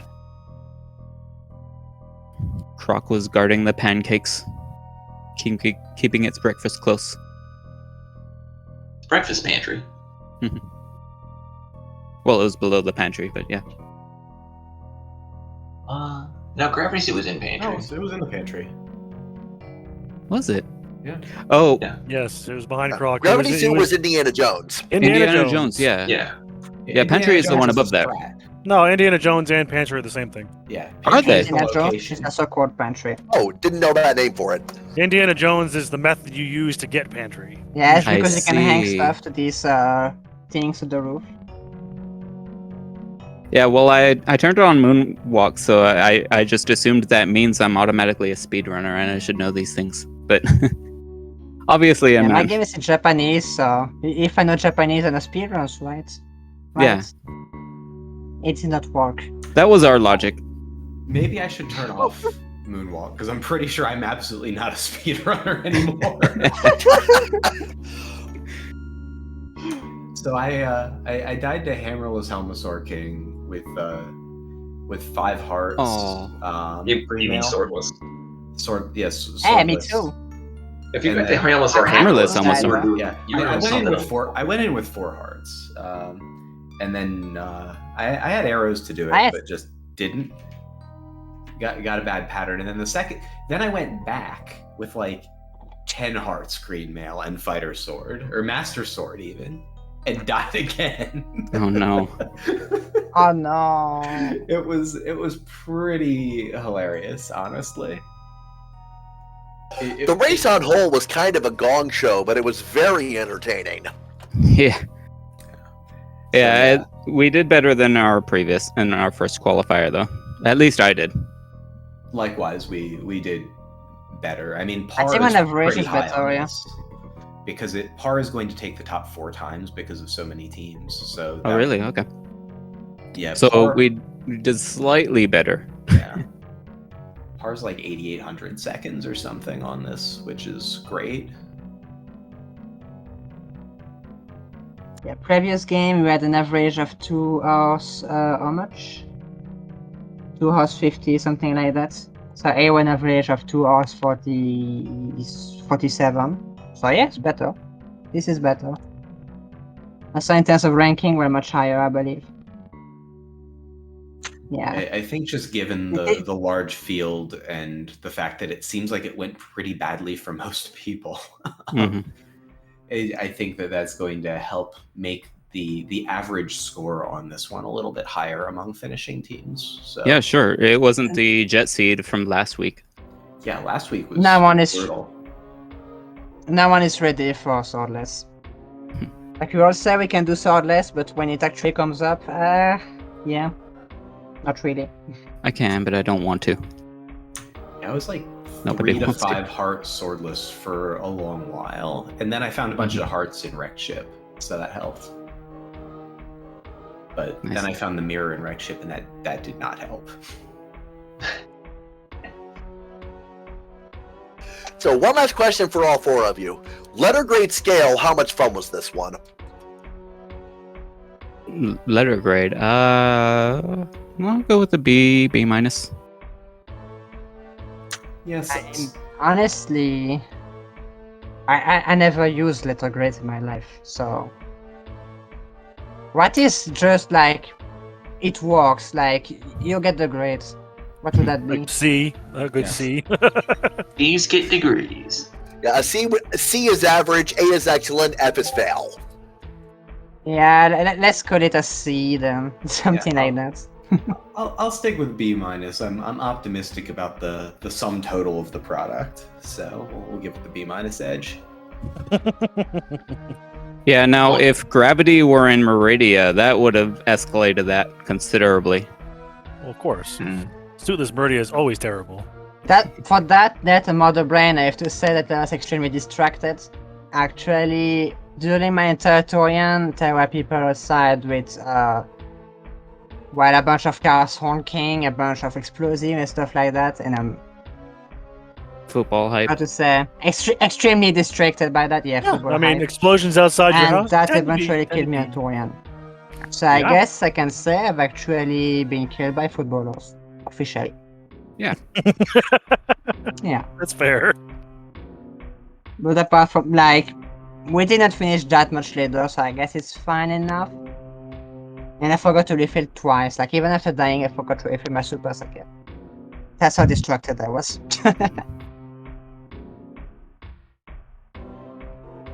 Well, if you guys I've don't got have other any, things I'd like to ask. yeah, Sorry. I'm Yeah. good too. If you guys have any final thoughts, now's the time because we'll just close up shop and go home and eat lunch or dinner. I'm, or go to I'm bed. just glad to be in the top 128 in this tournament. It's always a good feeling. Yeah, not much else to say. Just GG's. Thanks for the restream commentary, tracking, all those good things. And GG's to everyone. Yeah, Yeah, GG's. Also, GG's. I'm going to be interviewing Helmasaur King to be my new teammate. Yeah. Challenge the king. You And better thank bring you. your best. Yeah. in particular, I want to say thanks to Miss Metroid for organizing the cruise and everything every single week, twice a week. Miss Metroid sure certainly There's is a lot of trooper. work behind to get the volunteers, so thanks to the volunteers that are here in the !C command, but also to Miss Metroid behind it. Yes, and make sure that you give our runners a follow as well, because without them, we wouldn't have had a show to put on for you guys today. Follow them throughout the tournament. Make sure you give them lots of love, lots of follows, and lots of good stuff. But other than that, I don't have anything else to say, and my wife's looking at me I think strangely, that's so I all I probably got should get to off say. of I do here. not know if there are any more questions or remarks or something. No, that's it. Anything you'd like to add? I'm all good. I've had a great time. I've had fun watching. Thank you guys for putting the show on. Cool. All right, with that, folks, I think we're about ready to call it an evening. There's still some racers going off stream if you want to go look them up. But in the meantime, I've been Big Bot, he's been Semper Fire Dog, and we've had 2D Tones and Revolving Ocelot tracking for you. We will see you all next mission. Have a good night, everyone. Good night.